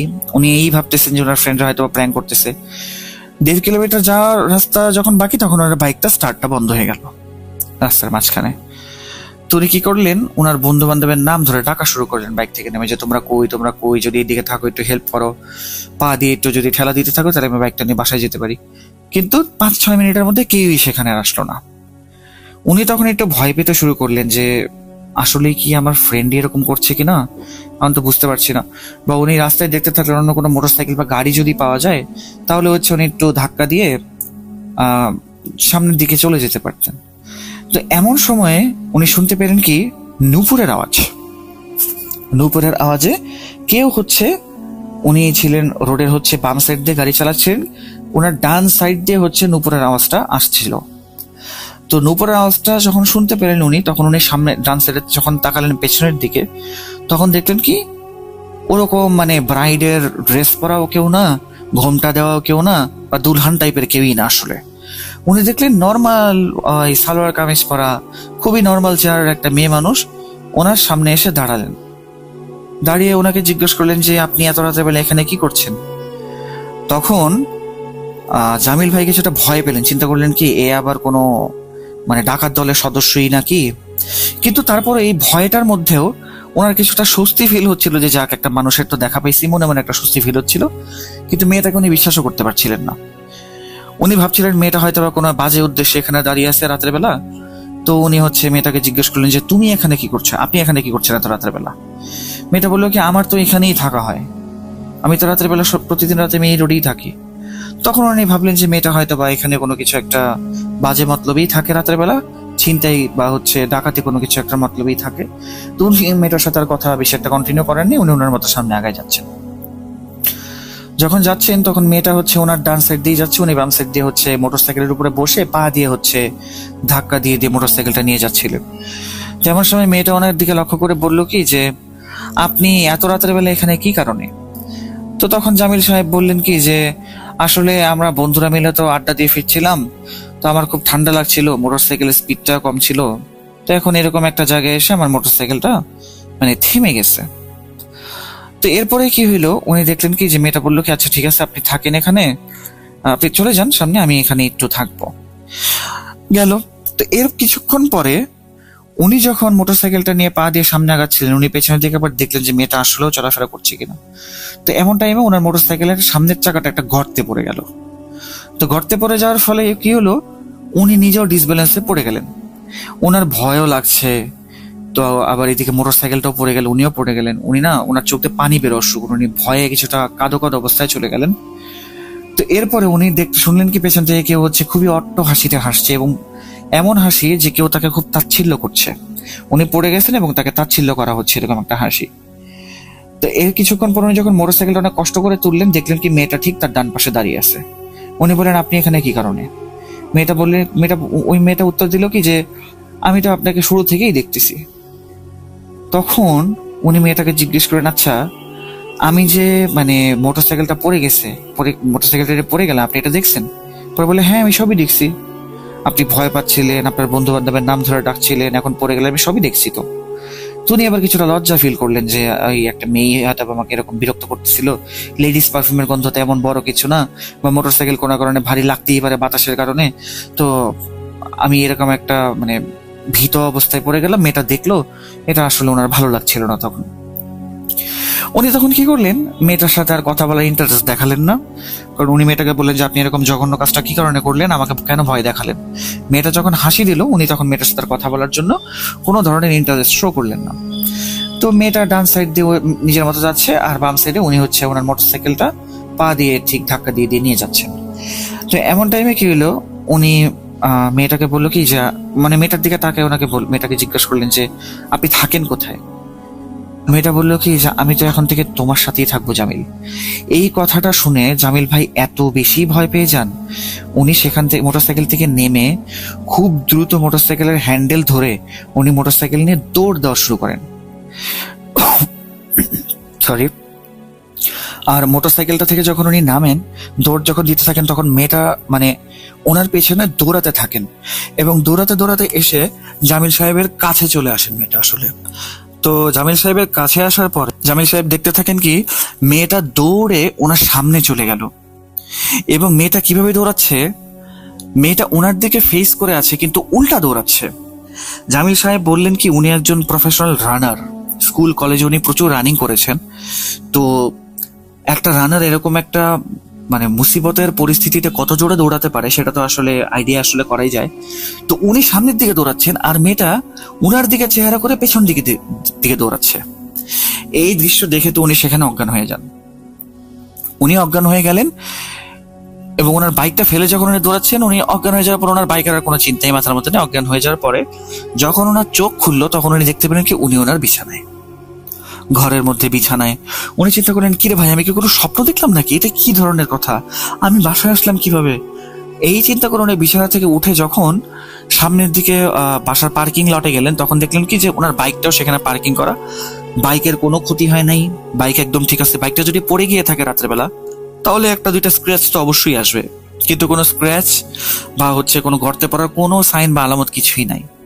তো উনি চিন্তা করলেন সারাদিন যে আমি কি এটা স্বপ্ন দেখলাম না কি হইলো, কিছু বুঝতে পারলাম না। কিন্তু উনি স্টিল তখন ওনার মা বাবাকে এই সমস্ত কোনো কথাই জানান নাই। তো সেদিন রাত্রেবেলা উনি যখন ঘুমাতে গেলেন, ওনার ভাইয়ের সাথে উনি ঘুমাতেন, ছোট ভাইয়ের সাথে। তো উনি ঘুমানোর সময় ওনার বিছানার ওপরের দিকে বা মাথার পেছনের দিকে, বিছানার পেছনে একটা জানালা ছিল। তো সেই জানালার বাহিরে একটা ছোট্ট মাঠের মতো বা উঠোন টাইপের একটা জায়গা ছিল। উনি শুনতে পেলেন কি সেই জায়গা থেকে নূপুরের আওয়াজ ভেসে আসছে। তো উনি কিছুটা ভয় পেয়ে যান। উনি চিন্তা করেন কি যে এটা কি আসলে সত্যি নাকি আমার কল্পনা, আমি তো বুঝতে পারছি না। আমি কালকে স্বপ্নই দেখছি, আমি অন্য কিছু দেখি নাই বা আমার সাথে হয়নি, এগুলো আমার স্বপ্ন ছিল সবকিছু। উনি নিজেকে এটা বোঝানোর চেষ্টা করছিলেন, কিন্তু হঠাৎ করে জানালার ওই পাশ থেকে কেউ তাকে বলে উঠলো যে, জামিল, আমি কিন্তু তোমার কাছে চলে আসছি। তো উনি কি করলেন, ভয়ে না জানালার কাছ থেকে সরে গেলেন। জানালাটা পর্দা দেওয়া ছিল যদিও, সরে গেলেন। তো ওনার ভাই ঘুমিয়েছিল তখন। তো উনি ওনার ভাইকে ডাকছেন, বাট ওনার ভাই উঠছেন না। কিন্তু হঠাৎ করে জানালার মধ্যে নক করা হলো, ঠাস ঠাস করে জোরে জোরে নক করা হচ্ছে। ওনার ভাই তো লাফ দিয়ে উঠে পড়লেন। উঠে পড়ার পরে ওনার ভাই যখন জানালা থেকে পর্দাটা সরালেন, তখন সেই মেয়েটাকেই জামিল ভাই দেখতে পেলেন। জামিল ভাই তো ভয়ে সেখানেই অজ্ঞান হয়ে যায়, এবং মেয়েটার চেহারা এতটাই বিভৎস ছিল ওই টাইমে যে জামিল ভাইয়ের ভাই দৌড়ে ওনার মা বাবার রুমে চলে যান, এবং ওনার মা বাবা এসে দেখেন যে জানালার ওখানে আর কেউ নাই। জামিল ভাইকে নিয়ে ওনার মা বাবার রুমে যাওয়া হয় এবং ওনার জ্ঞান ফেরানো হয় কোনোভাবে। তো জ্ঞান ফেরানোর পরে উনি ওনার মা বাবাকে সম্পূর্ণ ঘটনা, গত রাতের সব ঘটনা খুলে বলেন, এবং ওনার ভাইও জিনিসটাকে ভেরিফিকেশন করেন যে না, এই চেহারা বা এই মেয়েটাকে আমিও আজকে দেখছি, এবং এটা কোনো সাধারণ মানুষ না, বিকজ চেহারা কোনো সাধারণ মানুষের মতো না, এটা অন্য ধরনের কোনো একটা জিনিস। তো সেদিন রাত অনেক টেনশন ওনাদের পার হয়। পরের দিন সকালে জামিল ভাইয়ের আম্মু ওনার খালাকে ফোন করলেন। ওনার খালা ছিল একজন নুরানি চিকিৎসক, অনেক স্পিরিচুয়াল আমল করতেন উনি, আধ্যাত্মিক ধাঁচের একজন মহিলা। তো উনি কি করলেন, ওনার খালা জামিল ভাইয়ের খালাকে যখন সবকিছু বললেন, উনি আসলেন বাসায়। উনি এমন একটা কাজ করতেন যে হাতের মধ্যে কালো কালারের কালি বা মার্কার পেন দিয়ে, এই মার্কার পেনটা উনিই আনতেন, হয়তো বা কোনো বিশেষ কোনো টাইপের কালি, ওইটা হাতের মধ্যে দিয়ে দিলে ওখানে নাকি অনেক কিছু দেখা যায়। তো জামিল ভাইয়ের খালা যখন আসলেন বাসায়, তখন উনি জিজ্ঞেস করলেন জামিল ভাইকে যে কি কি হয়েছিল আমাকে বল। তো জামিল ভাই ওনার খালাকে সবকিছু খুলে বললেন। ওনার খালা বললেন কি যে তোর হাতে এখন আমি দোয়া পড়ে কিছু একটা করব, তুই দেখবি তোর হাতে কি দেখতে পারিস তুই। আচ্ছা ঠিক আছে। তো দোয়া কালাম পড়ার পরে জামিল ভাইয়ের হাতের মধ্যে উনি কালো কালারের মার্কার দিয়ে সুন্দর করে ভরাট করে দাগ দিয়ে দিলেন, গোল করে দাগ দিয়ে দিলেন। তো এরপরে ওনার খালার চোখ বন্ধ করে চুপ করেছিলেন, দোয়া পড়ছিলেন কিছু একটা। তো জামিল ভাই প্রথমে কোনো কিছুই দেখতে পান না। এরপর যখন উনি আরো দোয়ার জোর বাড়াতে লাগলেন, তখন জামিল ভাই দেখতে পেলেন কি গত রাতে ওনার সাথে কি কি হয়েছিল ওই হাতের মধ্যে, ওই কালির মধ্যে। উনি দেখলেন ওনার বন্ধু বান্ধব যখন ওনাকে ছেড়ে গেলেন, তখন থেকেই ওই যে সেই মেয়েটা সে তার পিছু নিয়েছে, এবং বাইক 20-30 কিলোমিটার পার আওয়ারে গেল। একটা মানুষের তো 20-30 কিলোমিটার পার আওয়ারে সবসময় দৌড়াতে পারার কথা না। উনি দেখলেন কি মেয়েটা হাঁটছে, কিন্তু তারপরও বাইকের স্পিড ম্যাচ করে হাঁটছে সে। তো ওনার গায়ের থেকে পারফিউমের স্মেলটা ভেসে আসছিল। এরপরে ওনার বাইক যখন ভারী হয়ে গেল, তখন উনি দেখলেন যে মেয়েটা ওনার বাইকের পেছনে এসে বসছে, এবং উনি যখন বাইকটা নিয়ে সামনের দিকে আগাচ্ছিলেন, মেয়েটা যখন পেছনের দিকে চলে গেছিল, বাইকটাকে মেয়েটাই ধাক্কা দিয়ে গর্তের মধ্যে ফেলে দিল। এবং উনি যখন দেখলেন যে ওই মোমেন্ট যখন উনি অজ্ঞান হয়ে যাচ্ছিলেন, উনি যখন সেন্সলেস হয়ে যান, তখন উনি ওই টাইমের মধ্যে দেখলেন কি ওনার খালা, উনি বাই দ্য ওয়ে এই ঘটনাগুলি সবগুলি যাই হচ্ছিল ওনার খালাকে ডিসক্রাইব করছিলেন যে খালা এটা এটা এটা এটা হয়েছে। তো এমন টাইমে ওনার অজ্ঞান হওয়ার টাইম উনি দেখলেন কি ওনার সামনে ওনার খালা এসে উপস্থিত হলেন। তো ওনার খালার সাথে ওই মেয়েটার অনেক বাক বিতণ্ডা হইলো। মেয়েটা তার নিজের স্বরূপে ফেরত আসলো, খুবই জঘন্য এবং বিভৎস দেখতে চেহারা। তো বাক বিতণ্ডা হইলো অনেক, সে যাবে না, সে কোনোভাবেই যাবে না। এবং এরপরে কোন একটা কুদরতি শক্তি ওই মেয়েটাকে ধরে হচ্ছে দূরে চলে নিয়ে গেল। তো এরপরে উনি যখন হচ্ছে মানে জামিল ভাইয়ের খুব ঘুম পায়, উনি ঘুমিয়ে পড়েন। ঘুম থেকে ওঠার পরে ওনার খালা ওনাকে বলেন কি যে তোর সাথে যেটাই হয়েছে বাবা, আর এগুলা কিছু হবে না। তখন জামিল ভাইয়ের আম্মু ওনার খালাকে জিজ্ঞেস করেন যে আপা আসলে হয়েছিলটা কি?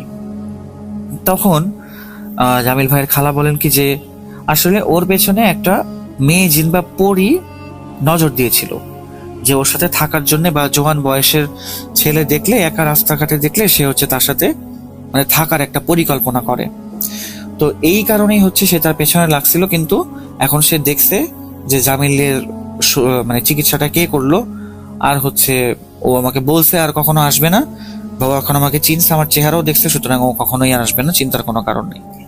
তো এখন জামিল ভাই এটা জানেন না আসলে যে ওনার সাথে যে ঘটনাটা ঘটলো এটা আসলে কারসাজ রোডের সেই হচ্ছে মানে কি বলবো ব্রাইড নাকি অন্য কিছু, উনি আসলে এখনো জানেন না। বাট এরপর থেকে 2 মাস উনি হচ্ছে বাসা থেকে বেরই হন নাই, আর যদি কোনো কারণে বের হয়েও থাকেন তাহলে আসরের আজানের আগে উনি বাসায় চলে আসছেন, এতটুকু ভয় উনি পেয়েছিলেন। উনি এখনো মানে সন্ধ্যার দিকে বা রাতের বেলা বাসা থেকে বের হতে নাকি ভয় পান, এই কারণে খুব বেশি একটা বাসা থেকে উনি দরকার ছাড়া বের হন না। তো এই ছিল আপনাদের জন্য আমার কালেক্ট করা আজকের ঘটনা। ভালো লেগে থাকলে আমি খুবই খুশি হব, আর যদি খারাপ লেগে থাকে তাহলে ক্ষমা প্রার্থী। আবারও অন্য কোনো সপ্তাহে নতুন কোনো ঘটনা নিয়ে আসার আশা জ্ঞাপন করে আমি আজ বিদায় নিচ্ছি। সকলে ভালো থাকবেন, সুস্থ থাকবেন এবং ভূত.com এর সাথে থাকবেন। আল্লাহ হাফেজ। Welcome back. আপনাদের সবাইকে স্বাগত জানাচ্ছি আমি রাসেল। আশা করছি আপনারা সবাই ভালো আছেন, ভালোর তলে আছেন। আমরা আজকের মতো বিদায় নেব, তবে যাবার আগে জানিয়ে দিই আমাদের ইমেল অ্যাড্রেস russell.booth.com@gmail.com। ঘটনা পাঠাতে পারেন এবং প্রশ্ন করতে পারেন যেরকম ইচ্ছা। আমরা আজকের মতো বিদায় নিচ্ছি। আল্লাহ হাফেজ।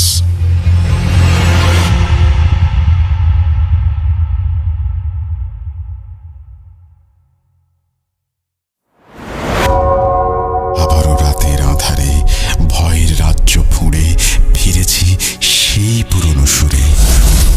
বিশ্বাস করা বা না করা আপনার ব্যাপার, but the old music comes alive. Booth.com. The fear returns with Russell. Welcome back. আপনাদের সবাইকে স্বাগত জানাচ্ছি আমি রাসেল। আশা করছি আপনারা সবাই ভালো আছেন, ভালোর তলে আছেন। বৃহস্পতিবার শুক্রবারের পরেও যারা আরও একটি দিন হারিয়ে যেতে চান ভয়ের রাজ্যে, তাদের জন্যই এই বিশেষ আয়োজন। কথা না বাড়িয়ে চলুন শুরু করা যাক। আসসালামু আলাইকুম, আমি আমির হোসেন শাওন, লিখছেন কেরানীগঞ্জ, ঢাকা থেকে। প্রিয় শ্রোতা বন্ধুরা, রাসেল ভাই আশা করি ভালো আছেন। আমি আপনাদের অনেক ঘটনা শুনেছি, সেই 2013 সাল থেকে আপনাদের সঙ্গে আছি। আমার নানার সাথে ঘটে যাওয়া একটি আগুনের গোল্লার ঘটনা আছে এবং দাদুর সাথে মাছ খেয়ে ফেলার একটা ঘটনা আছে। ভাবলাম শেয়ার করি, আশা করি ঘটনাগুলো ভালো লাগবে। আগে ছোটবেলায় নানার বাসায় গেলে নানা নানির মুখে অনেক ঘটনা শুনতাম। আগের দিনে গাছপালা বন জঙ্গল বেশি ছিল, তাই প্রায় সময়ই টুকটাক এসব ঘটনা ঘটত। এসব জায়গায় বড় বড় বিল্ডিং, আগের মতো বন জঙ্গল নেই, তাই এখন আর এসব ঘটনা ঘটে না। ঘটনাটা অনেক আগের, যখন আমার মা ছোট ছিলেন। একদিন আমার নানা আমার এক মামির বাবার বাসায় বেড়াতে গিয়েছিলেন। আমার মামির বাবার বাসাটা ছিল কেরানীগঞ্জের ধলেশ্বরী নদীর পাড়ে। মামির বাবার বাসার জানালা দিয়ে নদীটা দেখা যেত। তো সেদিন রাতের বেলায় সবাই এশার নামাজের পর খাওয়া দাওয়া শেষ করে ঘুমোতে যাবে, তখন হঠাৎ জানালা দিয়ে নদীর দিকে তাকায়। আকাশে চাঁদের আলো ছিল বলে নদীটা বেশ ভালোই দেখা যাচ্ছিল। তো নানা দেখে নদীর দূর থেকে পানির ওপর একটা আগুনের গোলা ভেসে বেড়াচ্ছে। দেখে মনে হচ্ছিল একটি পাতিলের মধ্যে আগুন জ্বলছে, আর সেটা ভাসতে ভাসতে এগিয়ে আসছে। তো জিনিসটা ভাসতে ভাসতে যখন আরো কাছে আসলো, তখন আস্তে করে আগুনের গোলাটা ওপরে উঠে গেল, আর উঠতে উঠতে নদীর পাড়ে যে গাছপালা ছিল সেগুলোর ওপর দিয়ে উড়ে গাছপালার ওই পাশে চলে গেল। আমার মনে হলো জিনিসটা হাওয়ায় মিলিয়ে গেল, গাছপালার পাতার ফাঁক দিয়ে আগুনের আলোটা আর দেখা গেল না। তো সেদিনের মতো আমরা দোয়া পড়ে ঘুমিয়ে যাই। আরেকদিনের ঘটনা, এটা শুনেছি আমার এলাকার এক মুরব্বীর কাছে। তাকে দাদু বলতাম। তো দাদু নাকি যুবক বয়সে একদিন ধলেশ্বরী নদীতে বিকেলবেলায় গিয়েছিলেন মাছ ধরতে। এই নদীতে এর আগে জেলেরা মাছ ধরে নদীর পাড়েই বিক্রি করে দিত। তো তাদের মাছ কিনলে অনেক কম দামে পাওয়া যেত। তো দাদু কম দামে মাছ পাওয়া যায় বলে প্রায়ই বিকেলে ওখান থেকে মাছ কিনতে যেতেন। আর আসার সময় টুকটাক অনেক ঘটনা ঘটতো, কারণ তার পায়ে হাঁটা মাটির পথ ছিল এবং দুই পাশে ঘন জঙ্গল। পাকা রাস্তা দিয়ে গাড়িতে নদীর থেকে বাসায় যেতে লাগতো 5 থেকে 10 মিনিট, কিন্তু পায়ে হেঁটে আসতে হতো বলে এই সময় লাগতো 1 ঘন্টারও বেশি। তো ঘটনার দিনে দাদু অনেক বড় বড় দুটি রুই মাছ পায়। মাছ দুটি দড়ি দিয়ে ঝুলিয়ে হাতে নিয়ে যখন মাগরিবের নামাজ পড়ে বাড়িতে আসছিল, তখন হঠাৎ পেছন থেকে কেউ একজন নাকি দাদুকে বলল মাছ দুটো দিয়ে যেতে। দাদু সেটাকে পাত্তা দিল না। মানুষ এভাবে কথা বলতে পারে না, তাই দাদু নিশ্চিত হলো ওটা জিন। দাদু অনেক সাহস ছিল, কিন্তু মনে মনে ভয়ও পাচ্ছিল। এমনকি 2 হাতে যে মাছ দুটো দড়ি দিয়ে ধরা, দাদু ভয়ে মাছের দিকেও তাকায়নি, সোজা হাঁটতে লাগলো। ওটা আবার বলে মাছ দিয়ে যা। দাদু বলেন দেব না, কিন্তু এবার মনে হচ্ছে মাছ দুটোকে তারা একটু টানছে। তো পুরো রাস্তা ধরেই দাদু যতক্ষণ বাসার রাস্তায় হেঁটেছেন, একটু পরপরই তারা মাছ ধরে টানছিল। মাছ নিয়ে দাদু বলছেন যে দেব না দেব না। যখন দাদু এভাবে বাসায় আসলেন, তখন মাছ দুটো উঁচু করে দেখে মাছের শুধু মাথাটা আছে, বাকি শরীরের অংশ আর নেই। তো এই ছিল ঘটনা। আশা করছি এই ঘটনাটি আপনাদের ভালো লেগেছে। যদি ভালো লাগে অবশ্যই আমাদের জানাবেন। আমরা আজকের মতো বিদায় নিব, ফিরে আসবো আবার আগামী সপ্তাহে। সেই পর্যন্ত সবাই ভালো থাকুন, সুস্থ থাকুন, মোস্ট ইম্পর্টেন্টলি ভূত.com এর সাথে থাকুন। আল্লাহ হাফেজ।